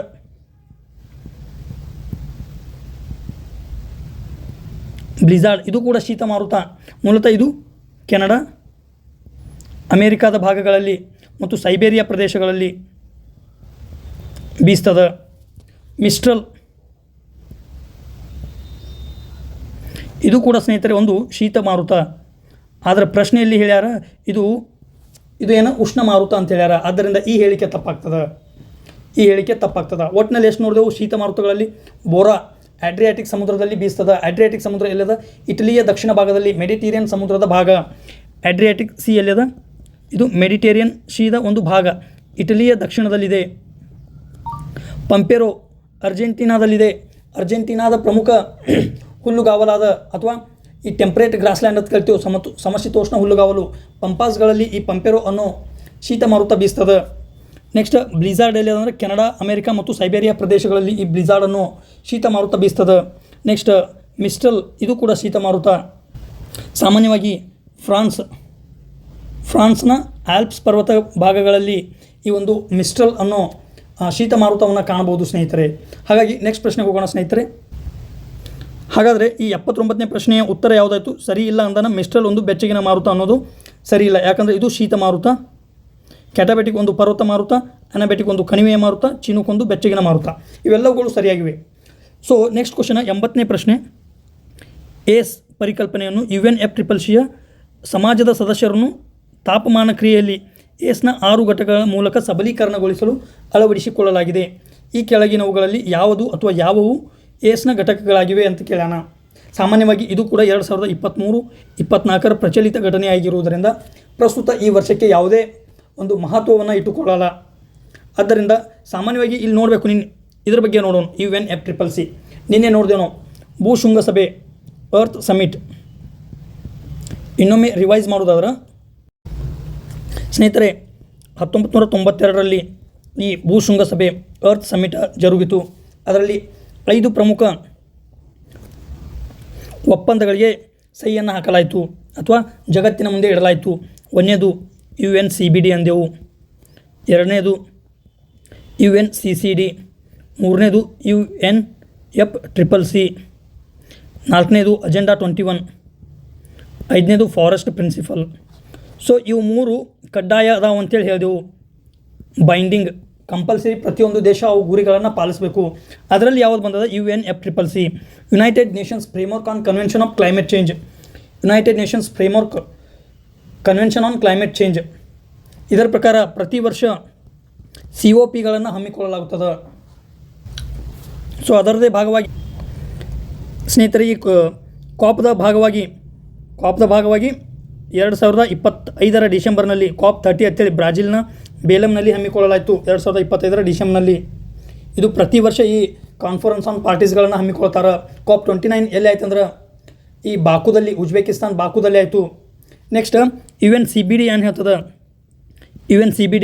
UNCBD ಪ್ರತಿ 2 ವರ್ಷಕ್ಕೊಮ್ಮೆ ಕಾನ್ಫರೆನ್ಸ್ ಆನ್ ಪಾರ್ಟೀಸ್ಗಳನ್ನು ಹಮ್ಮಿಕೊಳ್ತದೆ. ಇದರದೇ ಭಾಗವಾಗಿ ಕಾರ್ಟೇಜಿನ ಪ್ರೋಟೋಕಾಲ್ 2000ರಲ್ಲಿ ಮತ್ತು ನಗೋಯಾ ಪ್ರೋಟೋಕಾಲ್ 2010ರಲ್ಲಿ ಹಮ್ಮಿಕೊಳ್ಳಲಾಗ್ತದೆ. ಕಾರ್ಟೇಜಿನ ಪ್ರೋಟೋಕಾಲ್ ಏನು ಹೇಳ್ತದೆ? ಲಿವಿಂಗ್ ಮಾಡಿಫೈಡ್ ಆರ್ಗ್ಯಾನಿಸಮ್ ಅಥವಾ ಜೆನೆಟಿಕಲಿ ಮಾಡಿಫೈಡ್ ಆರ್ಗ್ಯಾನಿಸಮ್ನ ಈ ಹಸ್ತಾಂತರವನ್ನು ಮಾಡಬೇಕಾದ್ರೆ ಪ್ರಯೋರ್ ಇನ್ಫಾರ್ಮ್ಡ್ ಕನ್ಸೆಂಟ್ ಬೇಕಾಗ್ತದೆ. 2 ದೇಶಗಳ ನಡುವೆ ಪೂರ್ವ ಸಮ್ಮತಿ ಬೇಕಾಗ್ತದೆ ಅಂತೇಳಿ ಈ ಕಾರ್ಟೇಜಿನ ಪ್ರೋಟೋಕಾಲ್ ಹೇಳ್ತದೆ. 2000ರಲ್ಲಿ ಜಾರಿಗೆ ಬರ್ತದೆ. ನಗೋಯಾ ಪ್ರೋಟೋಕಾಲ್ ಏನು ಹೇಳ್ತದೆ? ಜೈವಿಕ ಸಂಪನ್ಮೂಲಗಳಿಂದ ಬರುವ ಲಾಭವನ್ನು ಸಮಾನವಾಗಿ ಹಂಚಿಕೆ ಆಗಬೇಕಂತೇಳಿ ನಗೋಯಾ ಪ್ರೋಟೋಕಾಲ್ ಹೇಳ್ತದೆ. ಮೂಲತಃ 2010ರಲ್ಲಿ ಇದನ್ನು ಅಳವಡಿಸಿಕೊಳ್ಳಲಾಗ್ತದೆ. CCD ಅಂದರೆ ಏನು? ಕಾಂಬ್ಯಾಕ್ಟಿಂಗ್ ಡೆಸರ್ಟಿಫಿಕೇಷನ್, ಈ ಮರುಭೂಮೀಕರಣವನ್ನು ತಡೆಗಟ್ಟುವ ಉದ್ದೇಶದಿಂದ ಈ United Nations Convention on Combating ಡೆಸರ್ಟಿಫಿಕೇಷನನ್ನು 1992ರಲ್ಲಿ ರಿಯೋ ಅರ್ತ್ ಸಮಿಟ್ ಮೂಲಕ ಇದೊಂದು ಜಾರಿಗೆ ತರಲಾಯಿತು ಅಂತ ಹೇಳ್ಬೋದು. ಇದಷ್ಟು ಈ ಪ್ರಶ್ನೆಯ ಕುರಿತು ಮಾಹಿತಿ. ನೆಕ್ಸ್ಟ್ ಪ್ರಶ್ನೆಗೆ ಹೋಗೋಣ ಸ್ನೇಹಿತರೆ. ನೆಕ್ಸ್ಟ್ ಪ್ರಶ್ನೆ 81ನೇ ಪ್ರಶ್ನೆ ಹೀಗಿದೆ: ಕೆಳಕಂಡ ಜನಾಂಗಗಳು ಖಂಡಗಳನ್ನು ಹೊಂದಿಸಿ ಬರೆಯಿರಿ ಅಂತ ಕೇಳೋಣ. ಸೊ ಜನಾಂಗಗಳು ಖಂಡಗಳು: Australoid Asia, Negroid Australia, Mongoloid Europe, Caucasoid Africa. ಸ್ನೇಹಿತರೆ, ಹೆಸರಿನಲ್ಲೇ ಅದ ಆಸ್ಟ್ರೇಲಾಯ್ಡ್ ಅನ್ನೋದು ಆಸ್ಟ್ರೇಲಿಯಾಕ್ಕೆ ಸೇರಿದ್ದು. ಸೊ ಎ ಟು ಇಲ್ಲಿ ಅದ ಸ್ನೇಹಿತರಲ್ಲಿ. A2 ಈ ಒಂದೇ ಸ್ಟೇಟ್ಮೆಂಟ್ದಿಂದ ನಮ್ಗೆ ಆನ್ಸರ್ ಸಿಗ್ತದೆ. ಆದ್ದರಿಂದ option A is the right answer. ಹಾಗೂ ಉಳಿದ ಜನಾಂಗಗಳನ್ನು ನೋಡೋದಾದ್ರೆ ಆಸ್ಟ್ರೇಲಾಯ್ಡ್ ಆಸ್ಟ್ರೇಲಿಯಾ, ನಿಗ್ರಾಯ್ಡ್ ಮೂಲತಃ ಆಫ್ರಿಕಾ ಖಂಡದ ಮೂಲ ನಿವಾಸಿಗಳವರು, ಮಂಗೋಲಾಯ್ಡ್ ಏಷ್ಯಾ, ಮೂಲತಃ ಇವರು ಮಂಗೋಲಿಯಾ ಪೂರ್ವ ಏಷ್ಯಾದವರು ಅಂತ ಹೇಳ್ಬೋದು. ಸೊ ಕೋಕಸಾಯ್ಡ್ ಯಾವುದಂದ್ರೆ ಯುರೋಪ. ಇನ್ನುಳಿದ ಇತರ ಪ್ರಮುಖ ಜನಾಂಗಗಳು ಮತ್ತು ಯಾವ ಖಂಡ ಅಥವಾ ಯಾವ ದೇಶಗಳಲ್ಲಿ ವಾಸಿಸ್ತಾರಂತ ನೋಡೋದಾದ್ರೆ, ಸೊ ಇಲ್ಲಿ ಪ್ರಮುಖವಾಗಿ ಎಕ್ಸಾಮ್ಗಳಲ್ಲಿ ಕೇಳಲಾಗುವ ಬುಷ್ಮೆನ್ ಬುಡಕಟ್ಟು ಅಥವಾ ಜನಾಂಗ ಜಗತ್ತಿನ ಯಾವ ಭಾಗದಲ್ಲಿ ವಾಸಿಸ್ತಾರಂದ್ರೆ ಇವರು ಮೂಲತಃ ಕಲಹರಿ ಎಲ್ಲಿ ಅಂದ್ರೆ ಮೂಲತಃ ಬೋಟ್ಸ್ವಾನಾ, ನಮೀಬಿಯಾ ಮತ್ತು ಸೌತ್ ಆಫ್ರಿಕಾ ದೇಶಗಳಲ್ಲಿ ಈ ಕಲಹರಿ ಮರುಭೂಮಿ ಹಬ್ಬಿದೆ. ಮೂಲ ಕಾರಣ ಬೆಂಗ್ವಿಲ್ಲಾ ಅನ್ನೋ ಶೀತ ಪ್ರವಾಹದಿಂದ ಈ ಕಲಹರಿ ಮರುಭೂಮಿ ಏನಾದ ಉಗಮವಾಗಿದೆ ಅಥವಾ ಇದರದಿಂದ ನಿರ್ಮಾಣಗೊಂಡಿದೆ. ಬುಷ್ಮೆನ್ ಟ್ರೈಬಲ್ಲಿ ಕಲಹರಿ ಮರುಭೂಮಿ. ಮಸಾಯಿ ಜನಾಂಗ ಎಲ್ಲಿ ಕಂಡುಬರ್ತದೆ ಅಂದರೆ ಕೀನ್ಯಾ ಮತ್ತು ಟಾಂಜಾನಿಯಾ ಅಂದ್ರೆ ಪೂರ್ವ ಆಫ್ರಿಕಾದಲ್ಲಿ ಈ ಒಂದು ಜನಾಂಗ ಕಂಡುಬರ್ತದೆ. ಮೊನ್ನೆ ಒಂದು ಪ್ರಶ್ನೆ ಆಗಿತ್ತು,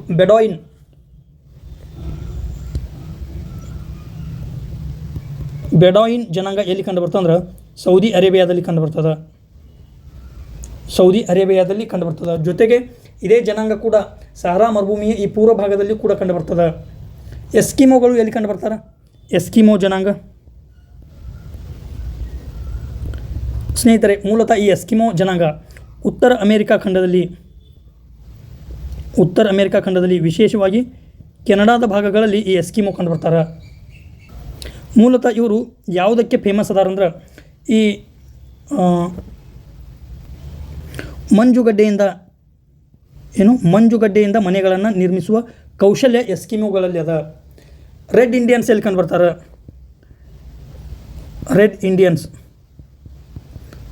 ಸ್ನೇಹಿತರೆ, ಮೂಲತಃ ಈ ಉತ್ತರ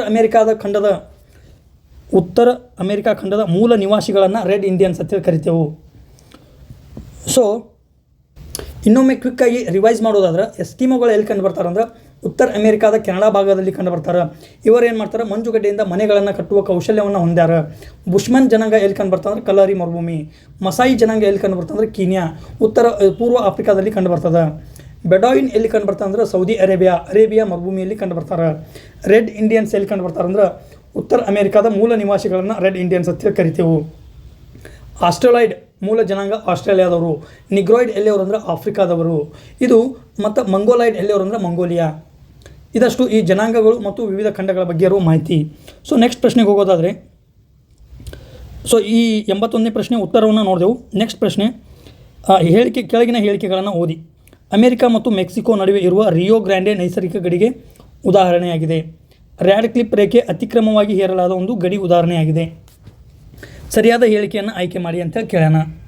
ಸೊ ಇಲ್ಲಿ ಸ್ನೇಹಿತರೆ ಎರಡೂ ಹೇಳಿಕೆಗಳು ಸರಿಯಾಗಿವೆ. ಮೂಲತಃ ಈ ಒಂದು ರಿಯೋ ಗ್ರ್ಯಾಂಡೆ ಅನ್ನೋ ನದಿ ಅಮೆರಿಕ ಅಂದರೆ ಯುನೈಟೆಡ್ ಸ್ಟೇಟ್ಸ್ ಆಫ್ ಅಮೆರಿಕ ಮತ್ತು ಮೆಕ್ಸಿಕೋದ ನಡುವೆ ಗಡಿಯಾಗಿ ಒಂದು ಈ ರಿಯೋ ಗ್ರ್ಯಾಂಡೆ ನದಿ ಹರಿತದೆ. ಹೀಗೆ ಹರಿಯುವ ಮೂಲಕ ಗಲ್ಫ್ ಆಫ್ ಮೆಕ್ಸಿಕೋವನ್ನು ಸೇರ್ತದೆ ಯಾವುದು? ರಿಯೋ ಗ್ರ್ಯಾಂಡೆ ನದಿ. ಆದ್ದರಿಂದ ಇದನ್ನು ನೈಸರ್ಗಿಕ ಗಡಿ ಅಂತ ಹೇಳ್ತೇವೆ. ಸ್ನೇಹಿತರೆ, ಹಲವು ದೇಶಗಳ ನಡುವೆ ಈ ನೈಸರ್ಗಿಕ ಗಡಿ ಪಾತ್ರವನ್ನು ವಹಿಸ್ತದೆ. ಭಾರತ ನೇಪಾಳ ನಡುವೆ ಕಾಳಿ ನದಿ ನೈಸರ್ಗಿಕ ಗಡಿ ಅಂತೇಳಿ ಒಂದು ಆ್ಯಕ್ಟ್ ಮಾಡ್ತದೆ. ಹಾಗೆ ಎರಡನೇದೇನು ಕೇಳೋಣ, ನದಿಯು ಅತಿಕ್ರಮವಾಗಿ ಹೇರಲಾದ ಗಡಿ ಉದಾಹರಣೆಯಾಗಿದೆ. ಮೂಲತಃ ಈ ರ್ಯಾಡ್ ಕ್ಲಿಪ್ ಅನ್ನೋ ಮುಹಮ್ಮದ್ ಅಲಿ ಜಿನ್ನಾನ ದೋಸ್ತ ಆಗಿರ್ತಾನೆ. ಆದ್ದರಿಂದ ಇವ ಏನು ಮಾಡ್ತಾನೆ, ಭಾರತದ ಭೂಭಾಗದಲ್ಲಿ ಗಡಿ ನಿಯಂತ್ರಣ ಒಂದು ಸಮಿತಿಯನ್ನು ಏನು ಆಯೋಗವನ್ನು ಏರ್ಪಡಿಸ್ತಾರೆ. ಆ ಆಯೋಗದ ಅಧ್ಯಕ್ಷರು ಯಾರಿರ್ತಾರಂದ್ರೆ ರ್ಯಾಡ್ ಕ್ಲಿಪ್ ಇರ್ತಾನೆ, ಸರ್ ಸಿರಿಲ್ ರ್ಯಾಡ್ ಕ್ಲಿಪ್. ಇವ್ರು ಏನು ಮಾಡ್ತಾರೆ, ಭಾರತ ಮತ್ತು ಪಾಕಿಸ್ತಾನದ ನಡುವೆ ಗಡಿಯನ್ನು ನಿರ್ಧರಿಸ್ತಾರೆ. ಆದ್ದರಿಂದ ಇದನ್ನು ಏನಂತೀವಿ, ಅತಿಕ್ರಮವಾಗಿ ಹೇರಲಾದ ಗಡಿ ಅಂತ ಕರಿತೇವೆ. ಸೊ ಎರಡೂ ಹೇಳಿಕೆಗಳು ಸರಿಯಾಗಿವೆ ಸ್ನೇಹಿತರೆ. ಇಲ್ಲಿ ಕೇವಲ 2 ಗಡಿಗಳನ್ನು ಮಾತ್ರ ನೀಡ್ಯಾನ, ಆದರೆ ಜಗತ್ತಿನಲ್ಲಿ ವಿವಿಧ ದೇಶಗಳ ನಡುವೆ ಈ ಗಡಿ ವಿವಾದ ಚಾಲ್ತಿಯಲ್ಲಿ ಅದ. ಉದಾಹರಣೆಗೆ 2024ರಲ್ಲಿ ಒಂದು ಪ್ರಶ್ನೆ ಬಂದಿತ್ತು, ಅಮೇರಿಕಾ USA ಮತ್ತು ಕೆನಡಾದ ನಡುವಿನ ಗಡಿ ಯಾವುದು ಅಂತೇಳಿ. ಕೆನಡಾದ ನಡುವಿನ ಗಡಿ ಅದು ಜಗತ್ತಿನ ಅಥವಾ ವಿಶ್ವದ ಅತಿ ಉದ್ದದ ಗಡಿ ಅಂತೇಳಿ ನಾವು ಗುರುತಿಸ್ತೇವೆ. ಹಾಗಾಗಿ ಈ ಪ್ರತಿಯೊಂದು ದೇಶಗಳ ನಡುವಿನ ಅಥವಾ ಜಗತ್ತಿನ ಪ್ರಮುಖ ಗಡಿಗಳನ್ನು ನೋಡೋದಾದ್ರೆ ಮೊದಲು ಭಾರತದಿಂದನೇ ಚಾಲೂ ಮಾಡೋಣ. ರ್ಯಾಡ್ ಕ್ಲಿಪ್ ಭಾರತ ಮತ್ತು ಪಾಕಿಸ್ತಾನದ ನಡುವಿನ ಗಡಿಯಾಗಿದೆ. ಮ್ಯಾಕ್ ಮೋಹನ್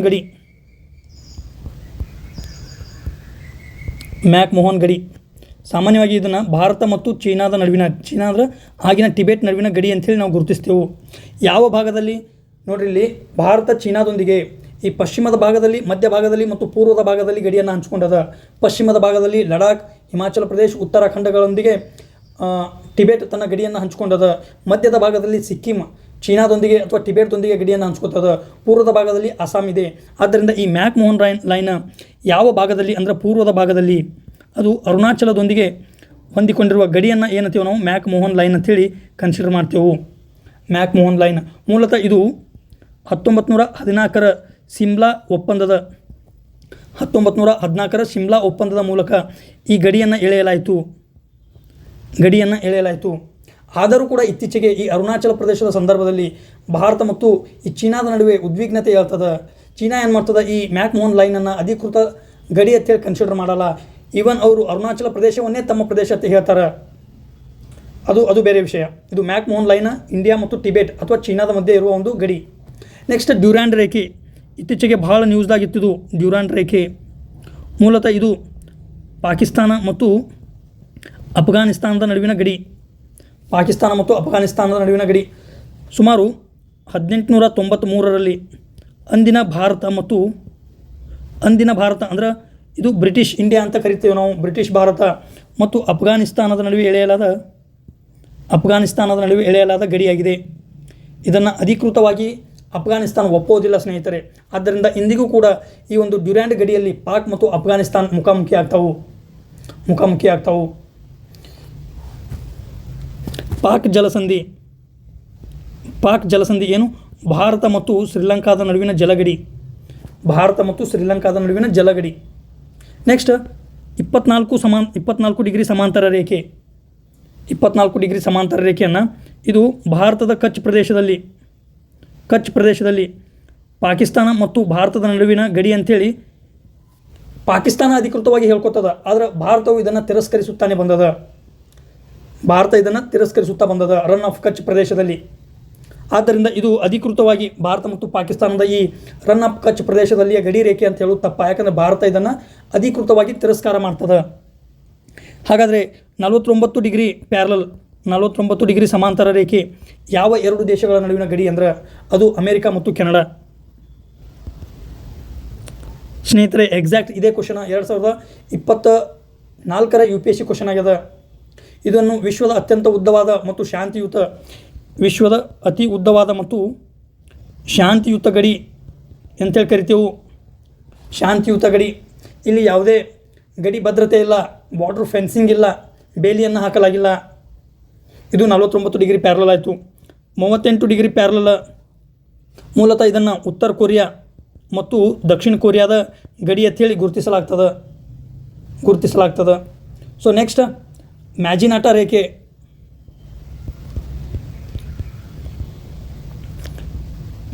ರೇಖೆ ಇದನ್ನು ಮೂಲತಃ ಫ್ರಾನ್ಸ್ ಮತ್ತು ಜರ್ಮನಿಯ ನಡುವಿನ ಗಡಿ ಅಂತೇಳಿ ಗುರುತಿಸಲಾಗ್ತದೆ. 1ನೇ ಮಹಾಯುದ್ಧದ ನಂತರ ಈ ಜರ್ಮನಿಯ ದಾಳಿಯನ್ನು ತಡೆಯುವ ಉದ್ದೇಶದಿಂದ ಫ್ರಾನ್ಸ್ ಏನು ಮಾಡ್ತದೆ, ಈ ಒಂದು ಗಡಿಯಲ್ಲಿ ಬೃಹತ್ ರಕ್ಷಣಾ ಗೋಡೆಯನ್ನು ಕಟ್ಕೋತದೆ. ಇದನ್ನು ಮ್ಯಾಜಿನಾಟ ರೇಖೆ ಅಂತೇಳಿ ಕರಿತೇವೆ. ಫ್ರಾನ್ಸ್ ಮತ್ತು ಜರ್ಮನಿಯ ಗಡಿಯನ್ನು ಸೂಚಿಸ್ತದೆ. ಹಿಂಡನ್ಬರ್ಗ್ ರೇಖೆ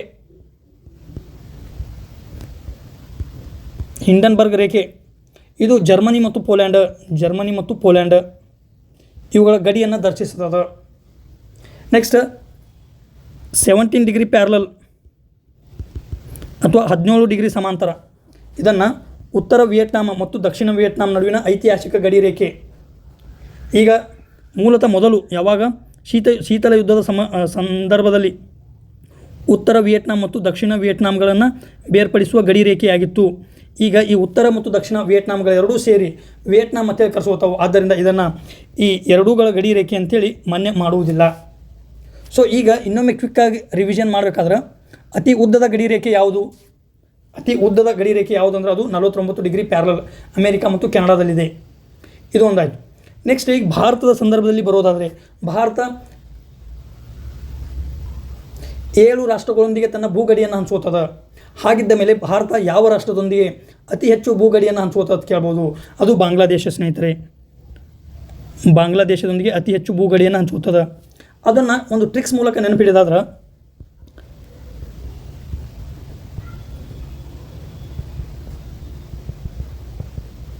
ಸಾಮಾನ್ಯವಾಗಿ ಸ್ನೇಹಿತರೆ ಭಾರತದ ಉಳಿದ ರಾಷ್ಟ್ರಗಳೊಂದಿಗಿನ ಭೂಗಡಿಯನ್ನು ಈ ಒಂದು ಬಚ್ಪನ್ಸೆ MBA ಅನ್ನೋ ಒಂದು ಬಚ್ಪನ್ಸೆ MBA ಅನ್ನೋ ಟ್ರಿಕ್ ಮೂಲಕ ನೆನಪಿಡ್ಬೋದು. ಬಾಂಗ್ಲಾದೇಶದ ಜೋಡಿ 4096 ಕಿಲೋಮೀಟ್ರಿಗೂ ಅಧಿಕ ಭೂಗಡಿಯನ್ನು ಹಂಚ್ಕೋತದೆ. ನೆಕ್ಸ್ಟ್ 2 ನಂಬರ್ ಚೀನಾದೊಂದಿಗೆ 2ನೇ ಅತಿ ಹೆಚ್ಚು ಗಡಿಯನ್ನು ಹಂಚ್ಕೋತದೆ.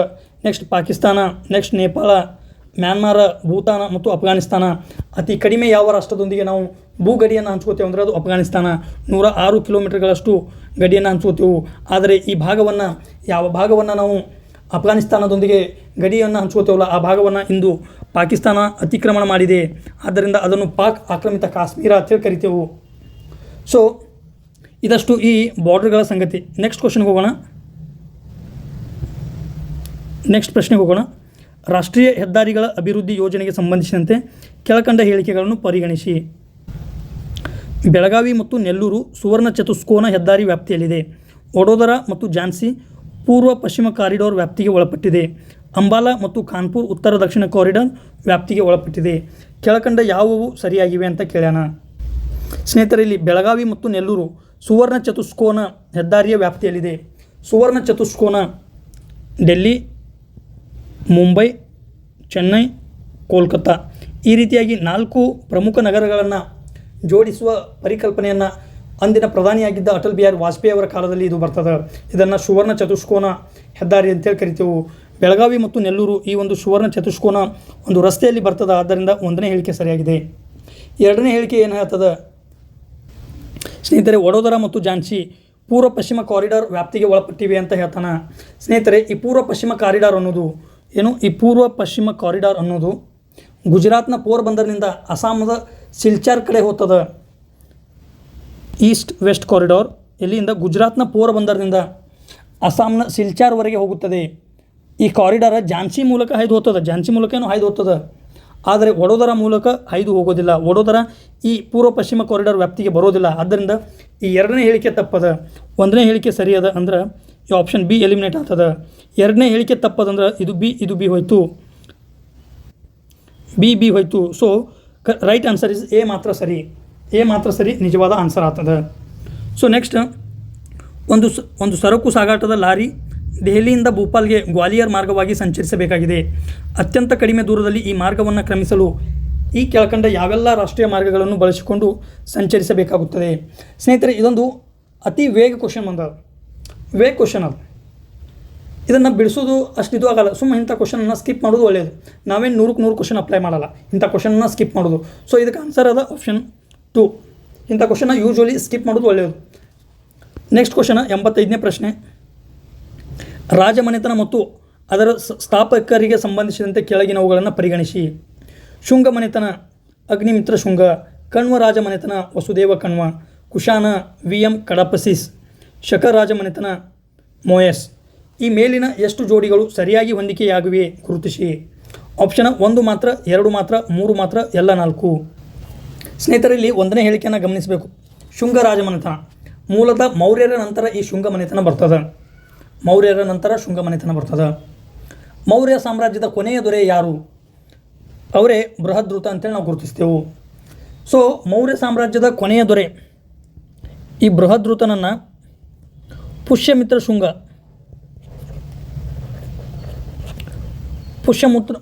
ಅನ್ನೋವ ಕೊಲೆ ಮಾಡಿ ಈ ಶುಂಗ ಸಾಮ್ರಾಜ್ಯವನ್ನು ಸ್ಥಾಪನೆ ಮಾಡ್ತಾನೆ. ಹಾಗಾದರೆ ಮೊದಲನೇ ಹೇಳಿಕೆ ತಪ್ಪಾಯಿತು. ಶುಂಗ ಸಾಮ್ರಾಜ್ಯದ ಸ್ಥಾಪಕ ಯಾರಂದ್ರೆ ಪುಷ್ಯಮಿತ್ರ ಶುಂಗ, ಆತನ ಮಗ Agnimitra Shunga. So A wrong ಆಯಿತು.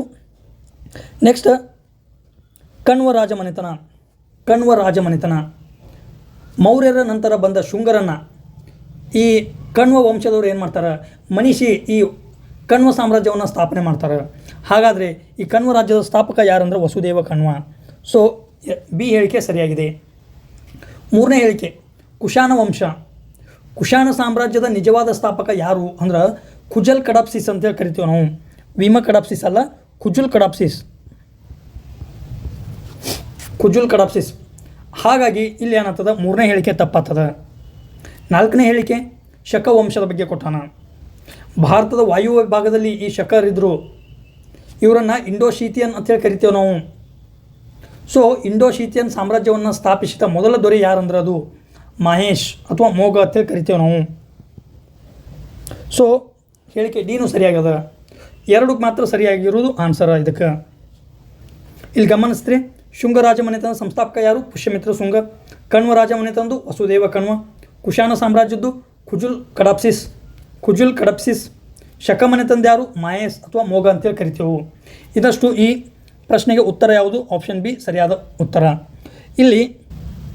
ಇಲ್ಲಿ ಭಾರತ ದೇಶದ ಪ್ರಮುಖವಾಗಿ ದಕ್ಷಿಣ ಭಾರತದ ಮತ್ತು ಉತ್ತರ ಭಾರತದ ಬೇರೆ ಬೇರೆ ಸಾಮ್ರಾಜ್ಯಗಳು ಮತ್ತು ಅವುಗಳ ಸ್ಥಾಪಕರು ಯಾರು ಅಂತ ನೋಡೋದು. ಹಾಗಾದರೆ ಕದಂಬ ವಂಶದ ಸ್ಥಾಪಕರು ಯಾರು, ಮಯೂರವರ್ಮ. ಇದನ್ನು ಕರ್ನಾಟಕದ ಮೊಟ್ಟ ಮೊದಲ ಕನ್ನಡ ರಾಜಮನೆತನ ಅಂತೇಳಿ ಕರಿತೇವೆ ನಾವು ಕದಂಬರನ್ನ. ನೆಕ್ಸ್ಟ್ ಗಂಗ ಮನೆತನ ಸ್ಥಾಪಕ ಯಾರಂದ್ರೆ ದಡಿಗ. ಬಾದಾಮಿ ಚಾಲುಕ್ಯರ ಸಂಸ್ಥಾಪಕ ಯಾರಂದ್ರೆ ಜಯಸಿಂಹ. ಬಾದಾಮಿ ಚಾಲುಕ್ಯರದು ಜಯಸಿಂಹ. ನೆಕ್ಸ್ಟ್ ರಾಷ್ಟ್ರಕೂಟರ ಮನೆತನದ ಸ್ಥಾಪಕ ದಂತಿದುರ್ಗ ಅಂತೇಳಿ ಕರಿತೀವಿ ನಾವು. ಕಲ್ಯಾಣ ಚಾಲುಕ್ಯ ಇಮ್ಮಡಿ ತೈಲಪ್ಪನನ್ನು ಈ ಕಲ್ಯಾಣ ಚಾಲುಕ್ಯರ ವಂಶದ ಸ್ಥಾಪಕ ಅಥವಾ ಕಲ್ಯಾಣ ಚಾಲುಕ್ಯ ಸಾಮ್ರಾಜ್ಯದ ಸ್ಥಾಪಕ ಅಂತ ಕರಿತೇವೆ ನಾವು. ಹಾಗಾದ್ರೆ ಹೊಯ್ಸಳ ಸಾಮ್ರಾಜ್ಯದ ಸ್ಥಾಪಕ ಸಳ. ವಿಜಯನಗರದ ಸಾಮ್ರಾಜ್ಯದ ಸ್ಥಾಪಕ ಹರಿಹರ ಬುಕ್ಕ, ಎಲ್ಲರಿಗೂ ಗೊತ್ತದ. ಸಂಗಮ ವಂಶಕ್ಕೆ ಸೇರಿದವರಾಗಿರ್ತಾರೆ. ಸಂಗಮ, ಸಾಳುವ, ತುಳುವ, ಅರಾವಿಡ ಅನ್ನೋ 4 ಮನೆತನಗಳು ಬರ್ತಾವಲ್ಲಿ. ಬಹುಮನಿ ಸಾಮ್ರಾಜ್ಯದ ಸ್ಥಾಪಕ ಅಲ್ಲಾವುದ್ದೀನ್ ಹಸನ್ ಗಂಗು.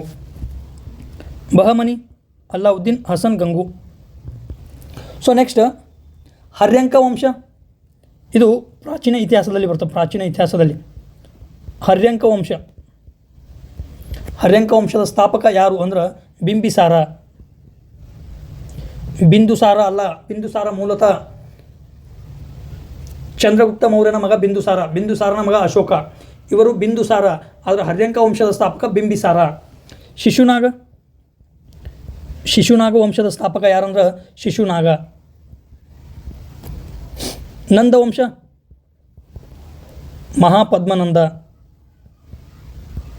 ಮಹಾಪದ್ಮನಂದ. ಇಲ್ಲಿ ಗಮನಿಸಬೇಕು, ಮೂಲತಃ ಅಲೆಕ್ಸಾಂಡರ್ ಯಾರ ಆಸ್ಥಾನದಲ್ಲಿದ್ದಾಗ ಭಾರತದ ಮೇಲೆ ಆಕ್ರಮಣ ಮಾಡ್ತಾನಂದ್ರೆ ಅವಾಗ ಘನಾನಂದ ಅನ್ನೋ ರಾಜ ಈ ಉತ್ತರ ಭಾರತದ ಮಗಧ ಪ್ರದೇಶದಲ್ಲಿ ಆಳ್ವಿಕೆ ನಡೆಸ್ತಿರ್ತಾನೆ. ಯಾರು, ಘನಾನಂದ. ಈತನ ಆಸ್ಥಾನದಲ್ಲಿ ಆಚಾರ್ಯ ಚಾಣಕ್ಯ ಇರ್ತಾನೆ ಘನಾನಂದನ ಆಸ್ಥಾನದಲ್ಲಿ. ಸೊ ನೆಕ್ಸ್ಟ್ ಮೌರ್ಯ ಸಾಮ್ರಾಜ್ಯದ ಸ್ಥಾಪಕ ಯಾರು, ಚಂದ್ರಗುಪ್ತ ಮೌರ್ಯ. ಘನಾನಂದನ ಆಸ್ಥಾನದಲ್ಲಿರುವ ಚಾಣಕ್ಯ ಘನಾನಂದನನ್ನು ಸೋಲಿಸಿ, ಅಂದರೆ ನೇರವಾಗಿ ಯುದ್ಧ ಮಾಡದೆ ಘನಾನಂದನನ್ನು ರಾಜಗದ್ದುಗೆಯಿಂದ ಇಳಿಸಿ ಚಂದ್ರಗುಪ್ತ ಮೌರ್ಯನನ್ನು ಒಂದು ರಾಜನನ್ನಾಗಿ ಮಾಡುವಲ್ಲಿ ಪ್ರಮುಖ ಪಾತ್ರ ಚಾಣಕ್ಯಂದಿರ್ತದೆ. ನೆಕ್ಸ್ಟ್ ಶುಂಗದ ನೋಡಿದೆವು, ಪುಷ್ಯಮಿತ್ರ ಶುಂಗ. ಶಾತವಾಹನ ಸಾಮ್ರಾಜ್ಯದ ಸ್ಥಾಪಕ ಶಿಮುಖ ಅಂತೇಳಿ ಕರಿತೀವಿ ನಾವು. ಗುಪ್ತ ಸಾಮ್ರಾಜ್ಯದ್ದು ಶ್ರೀಗುಪ್ತ. ವರ್ಧನ ಸಾಮ್ರಾಜ್ಯ, ಈ ವರ್ಧನಗಳನ್ನೇ ಪುಷ್ಯಭೂತಿ ಅಂತೇಳಿ ಕರಿತೇವೆ ನಾವು. ಪುಷ್ಯಭೂತೀಸ್ ಅಂತೇಳಿ ಕರಿತೇವೆ. ಸೊ ನೆಕ್ಸ್ಟ್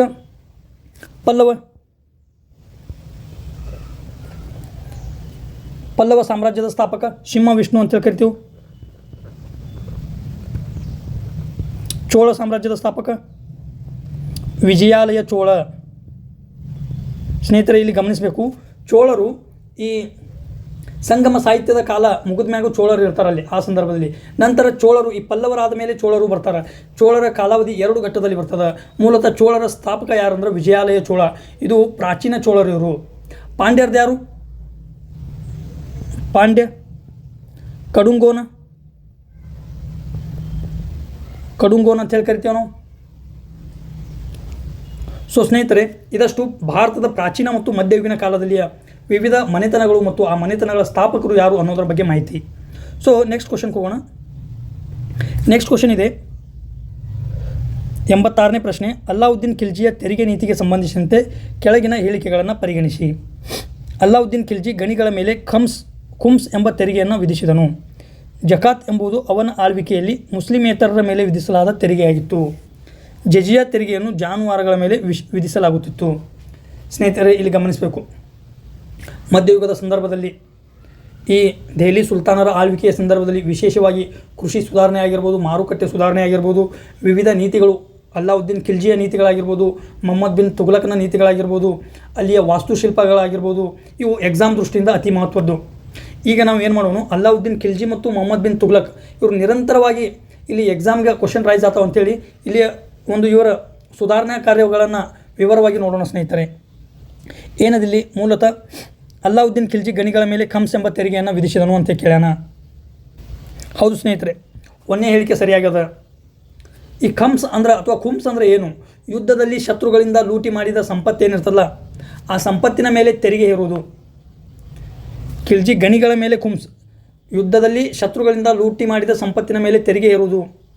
ಜೊತೆಗೆ ಭೂಮಿಯಲ್ಲಿ ಸಿಗುವ ಯಾವುದೇ ಗಣಿ ಆಗಿರ್ಬೋದು ಅಥವಾ ನಿಧಿಗಳಾಗಿರ್ಬೋದು ಅದರ ಉತ್ಪಾದನೆ ಮೇಲೆ 5ಕ್ಕೆ 1ರಷ್ಟು ತೆರಿಗೆಯನ್ನು ಹೇರುವುದೇ ಖಮ್ಸ್ ಅಥವಾ ಖುಮ್ಸ್ ತೆರಿಗೆ. ಸಾಮಾನ್ಯವಾಗಿ ಅಲ್ಲಾವುದ್ದೀನ್ ಲೂಟಿಯ ಸಂಪತ್ತಿನಲ್ಲಿ 80% ತಾ ಇಟ್ಕೋತಿದ್ದ, 20% ತನ್ನ ಜೊತೆ ಬಂದ ಸೈನಿಕರಿಗೆ ಹಂಚಿಕೆ ಮಾಡ್ತಿದ್ದ. ಒಟ್ಟಿನಲ್ಲಿ ಇಷ್ಟೇ ಹೇಳೋದು, ಖುಮ್ಸ್ ಅಂದ್ರೆ ಶತ್ರುಗಳಿಂದ ಲೂಟಿ ಮಾಡಿದ ಸಂಪತ್ತಾಗಿರ್ಬೋದು ಅಥವಾ ಭೂಮಿಯಲ್ಲಿ ಸಿಗುವ ಯಾವುದೇ ಗಣಿಗಳಾಗಿರ್ಬೋದು ಇವುಗಳ ಮೇಲೆ ಹೇರುವಂಥ ತೆರಿಗೆ ವ್ಯವಸ್ಥೆ ಯಾವುದಂದ್ರೆ ಅದು ಖುಮ್ಸ. ಆದ್ದರಿಂದ ಹೇಳಿಕೆ ಸರಿಯಾಗ್ಯದ. 2ನೇ ಹೇಳಿಕೆ ಏನಾಗ್ತದೆ, ಜಕಾತ್ ಬಗ್ಗೆ ಹೇಳ್ತದೆ. ಏನು ಕೊಟ್ಟಾರ? ಜಕಾತ್ ಎಂಬುದು ಮುಸ್ಲಿಮೇತರರ ಮೇಲೆ ಹೇರುವ ತೆರಿಗೆ ಅಂತೇಳಿ ಕೊಟ್ಟಾರ. ಮೂಲತಃ ಅಲ್ಲ ಸ್ನೇಹಿತರೆ, ಜಕಾತ್ ಎಂಬುದು ಇದು ಕೇವಲ ಮುಸ್ಲಿಮರ ಮೇಲೆ ಹೇರುವಂಥ ತೆರಿಗೆ. ಇದು ಕೇವಲ ಮುಸ್ಲಿಮರ ಮೇಲೆ ಹೇರುವಂಥ ತೆರಿಗೆ ಅಲ್ಲಾವುದ್ದೀನ್ ಖಿಲ್ಜಿ ಇಂಟ್ರೊಡ್ಯೂಸ್ ಮಾಡಿರ್ತಾನೆ.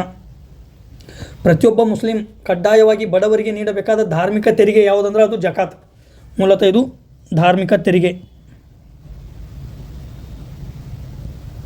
ಜಕಾತ್ ಅನ್ನೋದು. ಆದ್ದರಿಂದ 2ನೇ ಹೇಳಿಕೆ ತಪ್ಪಾಗ್ತದೆ. 3ನೇ ಹೇಳಿಕೆ ಜಜಿಯಾದ ಬಗ್ಗೆ ಕೊಟ್ಟಾನ. ಜಜಿಯಾ ತೆರಿಗೆಯನ್ನು ಜಾನುವಾರುಗಳ ಮೇಲೆ ವಿಧಿಸಲಾಗುತ್ತಿತ್ತು. ದೆಹಲಿ ಸುಲ್ತಾನರಾಗಿರ್ಬೋದು ಅಥವಾ ಮೊಘಲರಾಗಿರ್ಬೋದು, ಒಬ್ಬರು ಬರ್ತಾರೆ ಜಜಿಯಾ ಇಂಪೋಸ್ ಮಾಡ್ತಾರೆ, ಒಬ್ಬರು ಬರ್ತಾರೆ ಜಜಿಯಾ ಕರವನ್ನು ತೆಗಿತಾರೆ. ಹೀಗೆ ಅನೇಕ ಘಟನಾವಳಿಗಳನ್ನು ನಾವು ಇತಿಹಾಸದುದ್ದಕ್ಕೂ ನೋಡ್ತೇವೆ. ಜಜಿಯಾ ಎಂಬುದು ಮುಸ್ಲಿಂ ರಾಜ್ಯದಲ್ಲಿ ವಾಸಿಸಲು ಮುಸ್ಲಿಮೇತರರು ವಿಶೇಷವಾಗಿ ಹಿಂದೂಗಳು ಕೊಡಬೇಕಾದ ಒಂದು ರಕ್ಷಣಾ ತೆರಿಗೆ. ಅಂದರೆ ಏನು, ಮುಸ್ಲಿಂ ರಾಜ್ಯದಲ್ಲಿ ನಾನ್ ಮುಸ್ಲಿಮ್ಸ್ ಅಂದರೆ ಮುಸ್ಲಿಮೇತರರು ವಾಸಿಸುವಾಗ ಅವರ ರಕ್ಷಣೆಗಾಗಿ ಅವರು ನೀಡಬಹುದಾದಂಥ ಒಂದು ತೆರಿಗೆ ವ್ಯವಸ್ಥೆ, ತೆರಿಗೆ ಯಾವುದಂದ್ರೆ ಜಜಿಯಾ. ಸೊ 3ನೇ ಹೇಳಿಕೆಯೂ ತಪ್ಪಾಯಿತು. ಕೇವಲ ಒಂದು ಮಾತ್ರ ಸರಿಯಾದ ಉತ್ತರ.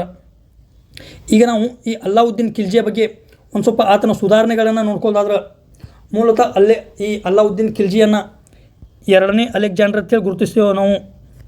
2ನೇ ಅಲೆಕ್ಸಾಂಡರ್ ಅಂಥೇಳಿ ನಾವು ಗುರುತಿಸ್ತೇವೆ. ಈತನ ಕಾಲದಲ್ಲಿ ಈತ ಏನು ಮಾಡ್ತಾನೆ, ಪ್ರಪಂಚವನ್ನೇ ಗೆಲ್ಲಬೇಕಂತೇಳಿ ಒಂದು ಮನಸ್ಥಿತಿ ಇರ್ತದೆ. ದಕ್ಷಿಣ ಭಾರತದುದ್ದಕ್ಕೂ ದಂಡಯಾತ್ರೆಯನ್ನು ಕೈಗೊಳ್ತಾನೆ.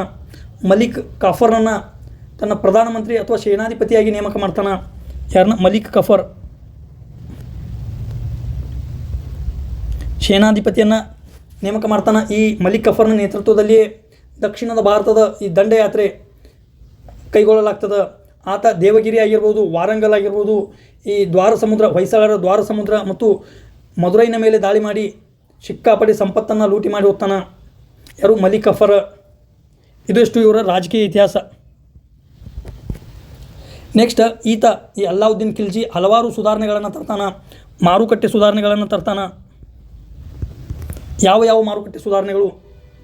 ಅಗತ್ಯ ವಸ್ತುಗಳ ಬೆಲೆಗಳನ್ನು ಈ ಮಾರುಕಟ್ಟೆಯ ನಿಯಂತ್ರಣಕ್ಕೆ ಒಳಪಡದೆ ಬೆಲೆ ನಿಯಂತ್ರಣ ಪದ್ಧತಿಯನ್ನು ಜಾರಿಗೆ ತರ್ತಾನೆ.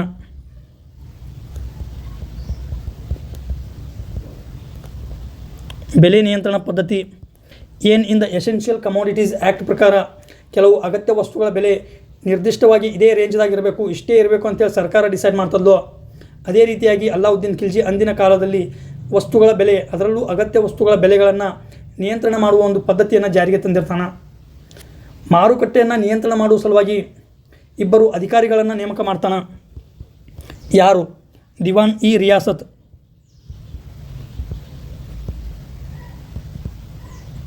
ಮತ್ತು ಶಹನಾಯಿ ಮಂಡಿ ಅನ್ನೋ ಇಬ್ಬರು ಅಧಿಕಾರಿಗಳನ್ನು ಮಾರುಕಟ್ಟೆ ನಿಯಂತ್ರಣ ಮಾಡ್ಲಿಕ್ಕೆ ನೇಮಿಸ್ತಾನೆ. ಇದು ಮಾರುಕಟ್ಟೆ ಸುಧಾರಣೆಗಳಾದವು. ಸೇನೆಯಲ್ಲಿ ಸುಧಾರಣೆಗಳನ್ನು ತರ್ತಾನೆ. ಸೇನಾ ಸುಧಾರಣೆಗಳಂಥೇಳಿ ಏನವು? ಇಲ್ಲಿಯವರೆಗೆ ಸೈನಿಕರಿಗೆ ಜಹಾಗೀರುಗಳ ಮೂಲಕ ಒಂದು ಆದಾಯವನ್ನು ನೀಡಲಾಗುತ್ತಿತ್ತು, ವೇತನವನ್ನು ನೀಡಲಾಗುತ್ತಿತ್ತು. ಇವ ಏನು ಮಾಡ್ತಾನೆ? ವೇತನ ರೂಪದಲ್ಲಿ, ವೇತನ ಅಂದರೆ ಪೇಮೆಂಟ್, ವೇತನ ರೂಪದಲ್ಲಿ ಏನು ಮಾಡ್ತಾನೆ? ವೇತನ ನೀಡಲಿಕ್ಕೆ ಚಾಲೂ ಮಾಡ್ತಾನೆ. ನಗದು ರೂಪದಲ್ಲಿ ವೇತನವನ್ನು ನೀಡಲು ಪ್ರಾರಂಭ ಮಾಡ್ತಾನೆ. ಧಾಗ ಮತ್ತು ಹುಲಿಯಾ. ಧಾಗ್ ಅಂದರೆ ಏನು? ಸೈನ್ಯದೊಳಗೆ ಭ್ರಷ್ಟಾಚಾರ ಇರ್ತದೆ. ಆ ಭ್ರಷ್ಟಾಚಾರವನ್ನು ತಡೆಯಲು ಕುದುರೆಗಳಿಗೆ ಏನು ಮಾಡ್ತಾನೆ? ಬರೆ ಹಾಕುವ ಪದ್ಧತಿ. ಕುದುರೆಗಳಿಗೆ ಬರೆ ಹಾಕುವ ಪದ್ಧತಿ ಯಾವುದಂದ್ರೆ ಧಾಗ. ಬರೆ ಅಥವಾ ಇದನ್ನು ಇನ್ನೊಂದು ಏನು ಕರೀತಾರೆ? ಮುದ್ರೆ ಅಂತ ಕರೀತಾರೆ. ಧಾಗ ಪದ್ಧತಿ ಅಂದರೆ ಕುದುರೆಗಳಿಗೆ ಬರೆ ಹಾಕುವ ಪದ್ಧತಿ. ಇನ್ನೊಂದು ಹುಲಿಯಾ ಅಥವಾ ಚಹರೆ ಅತ್ತಾರ. ಏನು ಹಿಂಗಂದ್ರೆ ಸೈನಿಕರ ಚಹರೆಯನ್ನು ದಾಖಲಿಸಿಡುವ ಪದ್ಧತಿ. ಸೈನಿಕರ ಚಹರೆಯನ್ನು ದಾಖಲಿಸಿಡುವ ಪದ್ಧತಿ. ಧಾಗ್ ಮತ್ತು ಹುಲಿಯಾ ಅಥವಾ ಚಹರೆಯನ್ನು ಯಾರು ತಂದ್ರಂದ್ರೆ ಅಲ್ಲಾವುದ್ದೀನ್ ಖಿಲ್ಜಿ. ಮೂಲತಃ ಇವನು ವಾಸ್ತುಶಿಲ್ಪದ ದೃಷ್ಟಿಯಿಂದಲೂ ಎಕ್ಸಾಮ್ಗೆ ಅತಿ ಇಂಪಾರ್ಟೆಂಟ್. ಯಾಕಂದ್ರೆ ದೆಹಲಿಯಲ್ಲಿರುವ ಕುತುಬ್ ಮಿನಾರ್ ನಿರ್ಮಾಣ ಕಾರ್ಯ ಕುತುಬುದ್ದೀನ್ ಐಬಕ್ನ ಕಾಲದಲ್ಲಿ ಆರಂಭಗೊಂಡು ಇಲ್ತಮಿಷ್ನ ಕಾಲದಲ್ಲಿ ಪೂರ್ಣಗೊಂಡಿತು. ಆ ಕುತುಬ್ ಮಿನಾರ್ಗೆ ಒಂದು ದ್ವಾರ, ಯಾವುದಲ್ಲ ದ್ವಾರ, ಅಲೈ ದರ್ವಾಜ ಅಂತೇಳಿ ಕರಿತೀವಿ ನಾವು. ಅಲೈ ದರ್ವಾಜ. ಈ ಅಲೈ ದರ್ವಾಜವನ್ನು ನಿರ್ಮಿಸಿದ ಕೀರ್ತಿ ಯಾರಿಗೂ ಗೊತ್ತಂದ್ರೆ ಅದು ಅಲ್ಲಾವುದ್ದೀನ್ ಖಿಲ್ಜಿ. ಇದಷ್ಟು ಅಲ್ಲಾವುದ್ದೀನ್ ಖಿಲ್ಜಿ. ನೆಕ್ಸ್ಟ್ ಮೊಹಮ್ಮದ್ ಬಿನ್ ತುಘಲಕ್. ಈತನನ್ನು ಬುದ್ಧಿವಂತ ಮೂರ್ಖ ರಾಜ ಅಂಥೇಳಿ ಕರಿತೀವಿ. ಯಾಕಂದ್ರೆ ಇವನು ಈತ ಹಲವು ಪ್ರಯೋಗಗಳನ್ನು ಮಾಡ್ತಾನೆ. ಎಲ್ಲ ಪ್ರಯೋಗಗಳು ವಿಫಲವಾಗ್ತವು. ಆಗಿನ ಕಾಲಕ್ಕೆ ಭವಿಷ್ಯದ ಪ್ರಯೋಗಗಳನ್ನು ಈತ ಮಾಡಿರ್ತಾನೆ. ಆದ್ದರಿಂದ ಎಲ್ಲ ಪ್ರಯೋಗಗಳು ವಿಫಲ ಆಗ್ತವು. ಮೊದಲನೇ ಪ್ರಯೋಗ ಯಾವುದಂದ್ರೆ ರಾಜಧಾನಿಯ ಸ್ಥಳಾಂತರ. ದೆಹಲಿಯಿಂದ ದೌಲತಾಬಾದ್ ಅಥವಾ ದೇವಗಿರಿಗೆ ರಾಜಧಾನಿಯನ್ನು ಸ್ಥಳಾಂತರ ಮಾಡ್ತಾನೆ. ಈ ಒಂದು ಯೋಜನೆಯಲ್ಲಿ ಸಂಪೂರ್ಣ ವಿಫಲವನ್ನು ಕಾಣ್ತಾನೆ. ಯಾವಾಗ? ಇದು 1327ರ ಸಂದರ್ಭದಲ್ಲಿ. ನೆಕ್ಸ್ಟ್ ಏನು ಮಾಡ್ತಾನೆ? ಸಾಂಕೇತಿಕ ನಾಣ್ಯಗಳ ಚಲಾವಣೆ. ಸಾಂಕೇತಿಕ ನಾಣ್ಯಗಳನ್ನು ಬಿಡ್ತಾನೆ. ಆತನ ಆಸ್ಥಾನದಲ್ಲಿ ಬೆಳ್ಳಿಯ ಕೊರತೆ ಇರ್ತದೆ. ಅವಾಗ ಆತ ಏನು ಮಾಡ್ತಾನೆ? ಬೆಳ್ಳಿಯ ನಾಣ್ಯಗಳ ಬದಲಿಗೆ ಅದರ ಮೌಲ್ಯಕ್ಕೆ ಸಮಾನವಾದ ತಾಮ್ರ ಮತ್ತು ಹಿತ್ತಾಳೆಯ ನಾಣ್ಯಗಳನ್ನು ಬಿಡುಗಡೆ ಮಾಡ್ತಾನೆ. ಇದು ಕೂಡ ವಿಫಲವಾಗ್ತದೆ. ಯಾಕಂದರೆ ಟಂಕಿಸುವ ಅಧಿಕಾರ ತಾನು ಮಾತ್ರ ಇಟ್ಟುಕೊಳ್ಳದೆ ಎಲ್ಲೆಡೆ ಹಂಚಿರ್ತಾನೆ, ಬೇರೆಯವರಿಗೆ ಹಂಚಿರ್ತಾನೆ. ಅನಿಯಂತ್ರಿತ ಟಂಕಿಸುವ ಒಂದು ಪದ್ಧತಿಯಿಂದಾಗಿ ಆಸ್ಥಾನದಲ್ಲಿ ಏನಾಗ್ತದೆ? ಹಣದುಬ್ಬರ ಹೆಚ್ಚಾಗ್ತದೆ. ಇದರಿಂದ ಈ ತಾಮ್ರ ಮತ್ತು ಹಿತ್ತಾಳೆಯ ಈ ಕರೆನ್ಸಿಗಳು ಏನಾಗ್ತವೆ? ಬೆಲೆಯನ್ನೇ ಕಳ್ಕೊತಾವು. ಆದ್ದರಿಂದ ಈ ಸಾಂಕೇತಿಕ ನಾಣ್ಯ ಚಲಾವಣೆ ವ್ಯವಸ್ಥೆಯು ಕೂಡ ಏನಾಗ್ತದೆ? ವಿಫಲವಾಗ್ತದೆ. ದೋವಾಬ್ ಪ್ರದೇಶಗಳಲ್ಲಿ ತೆರಿಗೆ ಹೆಚ್ಚಳ ಮಾಡ್ತಾನೆ. ಈ ಒಂದು 2-3 ಏನು ವಿಫಲವಾದ ಪ್ರಯೋಗಗಳನ್ನು ಭರಿಸುವ ಉದ್ದೇಶದಿಂದ ಏನು ಮಾಡ್ತಾನೆ? ಗಂಗಾ ಮತ್ತು ಯಮುನಾ ನದಿಗಳು ಅಲ್ಲಿನ ಫಲವತ್ತಾದ ಭೂಮಿಯಿಂದ ಅತಿ ಹೆಚ್ಚು ಬೆಳೀಲತ್ತಾವ ಅಂತೇಳಿ ಆ ದೋವಾಬ್ ಪ್ರದೇಶಗಳಲ್ಲಿ ಏನು ಮಾಡ್ತಾನೆ? ತೆರಿಗೆಯನ್ನು ಹೆಚ್ಚಿಸ್ತಾನೆ. ಆದರೆ ದುರದೃಷ್ಟವಶಾತ್ ಏನಾಗ್ತದೆ? ಅದೇ ವರ್ಷ ಭೀಕರ ಬರಗಾಲ ಬಂದು ರೈತರು ಏನು ಮಾಡ್ತಾರೆ? ಈ ಮೊಹಮ್ಮದ್ ಬಿನ್ ತುಘಲಕ್ನ ವಿರುದ್ಧ ದಂಗೆ ಹೇಳ್ತಾರೆ. ಇದರಿಂದ ಏನಾಗ್ತದೆ? ಒಟ್ಟು ಕಂದಾಯ ವ್ಯವಸ್ಥೆಯಲ್ಲಿ ಮತ್ತಿಷ್ಟು ಕುಸಿತ ಕಾಣ್ತದೆ. ಇವು ಈತನ ಪ್ರಯೋಗಗಳಾದವು. ನೆಕ್ಸ್ಟ್ ಕೃಷಿ ಇಲಾಖೆಯಲ್ಲಿ ಪ್ರಮುಖ ಸುಧಾರಣೆಯನ್ನು ತರ್ತಾನೆ. ರೈತರಿಗೆ ಕೃಷಿ ಸಾಲವನ್ನು ಒದಗಿಸುವುದು. ಈ ಮೂಲಕ ರೈತರ ಏನು ಮಾಡೋದು? ಒಂದು ಇಳುವರಿಯಲ್ಲಿ ಹೆಚ್ಚಳವನ್ನು ಮಾಡುವ ಉದ್ದೇಶದಿಂದ ಈತ ಕೃಷಿ ಸುಧಾರಣೆಗಳನ್ನು ತರ್ತಾನೆ. ಕೃಷಿ ಅಭಿವೃದ್ಧಿಗಾಗಿ ಏನು ಮಾಡ್ತಾನೆ, ಒಂದು ಪ್ರತ್ಯೇಕ ಕೃಷಿ ಇಲಾಖೆಯನ್ನು ಸ್ಥಾಪನೆ ಮಾಡ್ತಾನೆ. ಅದರ ಹೆಸರು ದಿವಾನ್ ಇ ಕೋಹಿ ಅನ್ನೋ ಒಂದು ಪ್ರತ್ಯೇಕ ಕೃಷಿ ಇಲಾಖೆಯನ್ನು ಸ್ಥಾಪನೆ ಮಾಡಿದ ಕೀರ್ತಿ ಮೊಹಮ್ಮದ್ ಬಿನ್ ತುಘಲಕ್ ಹೋಗ್ತದೆ. ನೆಕ್ಸ್ಟ್ ಈತನ ಒಂದು ಆಸ್ಥಾನದಲ್ಲಿ ಒಬ್ಬ ಪ್ರಸಿದ್ಧ ವಿದೇಶಿ ಪ್ರವಾಸಿಗ ಮೊರೊಕ್ಕೊ ದೇಶದ ಇಬ್ನ್ ಬಟುಟಾ ಬರ್ತಾನೆ. ಮೊರೊಕ್ಕೊ ದೇಶದ ಇಬ್ನ್ ಬಟುಟಾ ಮೊಹಮ್ಮದ್ ಬಿನ್ ತುಘಲಕ್ನ ಆಸ್ಥಾನಕ್ಕೆ ಬರ್ತಾನೆ. ತುಘಲಕ್ ಇವನನ್ನು ಏನು ಮಾಡ್ತಾನೆ, ದೆಹಲಿಯ ನ್ಯಾಯಾಧೀಶನಾಗಿ, ದೆಹಲಿಯ ಖಾಜಿ ಅಂತೇಳಿ ನೇಮಕ ಮಾಡ್ತಾನೆ. ಇಬ್ನ್ ಬಟುಟಾ ಭಾರತದ ಪ್ರವಾಸದ ಬಗ್ಗೆ ಒಂದು ಕೃತಿಯನ್ನು ಬರ್ದಾನ. ಅದರ ಹೆಸರು ರೀಲಾ ಅನ್ನೋ ಒಂದು ಕೃತಿಯನ್ನು ಬರ್ದಾನ. ನೆಕ್ಸ್ಟ್ ಈ ಮೊಹಮ್ಮದ್ ಬಿನ್ ತುಘಲಕ್ನ ಒಂದು ದಬ್ಬಾಳಿಕೆಯ ವಿರುದ್ಧ ದಕ್ಷಿಣ ಭಾರತದಲ್ಲಿ ಅದು ವಿಜಯನಗರ ಸಾಮ್ರಾಜ್ಯ ಆಗಿರ್ಬೋದು ಅಥವಾ ಇತರ ಬಹಮನಿ ಸಾಮ್ರಾಜ್ಯ ಆಗಿರ್ಬೋದು, ಈ ಮೊಹಮ್ಮದ್ ಬಿನ್ ತುಘಲಕ್ನ ವಿರೋಧ ಬಂಡಾಯ ವಿಧಾನ ಮಾಡ್ತಾರೆ. ಸ್ವತಂತ್ರ ಸಾಮ್ರಾಜ್ಯಗಳು ಉದಯ ಆಗ್ತಾವು. ಸೊ ಇದಷ್ಟು ಅಲ್ಲಾವುದ್ದೀನ್ ಖಿಲ್ಜಿ ಮತ್ತು ಮೊಹಮ್ಮದ್ ಬಿನ್ ತುಘಲಕ್ರ ಮಾಹಿತಿ. ನೆಕ್ಸ್ಟ್ ಕ್ವಶನ್ಗೆ ಹೋಗೋಣ ಸ್ನೇಹಿತರೆ. ನೆಕ್ಸ್ಟ್ ಪ್ರಶ್ನೆ 87ನೇ ಪ್ರಶ್ನೆ. ಕೆಳಗಿನ ಒಪ್ಪಂದಗಳನ್ನು ಪರಿಗಣಿಸಿ ಅಂತ ಕೊಟ್ಟಾನ.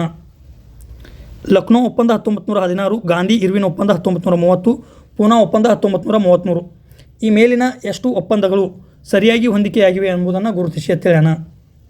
ಸೊ ಇಲ್ಲಿ ಲಕ್ನೋ ಒಪ್ಪಂದ 1916 ಮೂಲತಃ ಏನಾಗಿರ್ತದೆ, 1907ರಲ್ಲಿ ಈ ಸೂರತ್ ಕಾಂಗ್ರೆಸ್ ಅಧಿವೇಶನದಲ್ಲಿ ಭಾರತೀಯ ರಾಷ್ಟ್ರೀಯ ಕಾಂಗ್ರೆಸ್ನ ಮಂದಗಾಮಿಗಳು ಮತ್ತು ತೀವ್ರಗಾಮಿಗಳ ನಡುವೆ ಬಿರುಕು ಉಂಟಾಗಿ ಕಾಂಗ್ರೆಸ್ ಏನಾಗಿರ್ತದೆ, ವಿಭಜನೆ ಆಗಿರ್ತದೆ ಮಂದಗಾಮಿಗಳು ಮತ್ತು ತೀವ್ರಗಾಮಿಗಳಾಗಿ. ತೀವ್ರಗಾಮಿಗಳ ನೇತೃತ್ವ ಯಾರಿರ್ತದೆ, ಲೋಕಮಾನ್ಯ ತಿಲಕ್, ಲಾಲಾ ಲಜಪತ್ ರಾಯ್, ಬಿಪಿನ್ ಚಂದ್ರಪಾಲ್, ಈ ರೀತಿ ತೀವ್ರಗಾಮಿಗಳಿರ್ತಾರೆ. ಮಂದಗಾಮಿಗಳಲ್ಲಿ ಯಾರಿರ್ತಾರೆ, ಗೋಪಾಲಕೃಷ್ಣ ಗೋಖಲೆ, ಫಿರೋಜ್ ಶಾ ಮೆಹ್ತಾ, KT ತಿಲಂಗ, ಈ ಥರ ಅನೇಕರು ಈ ಮಂದಗಾಮಿ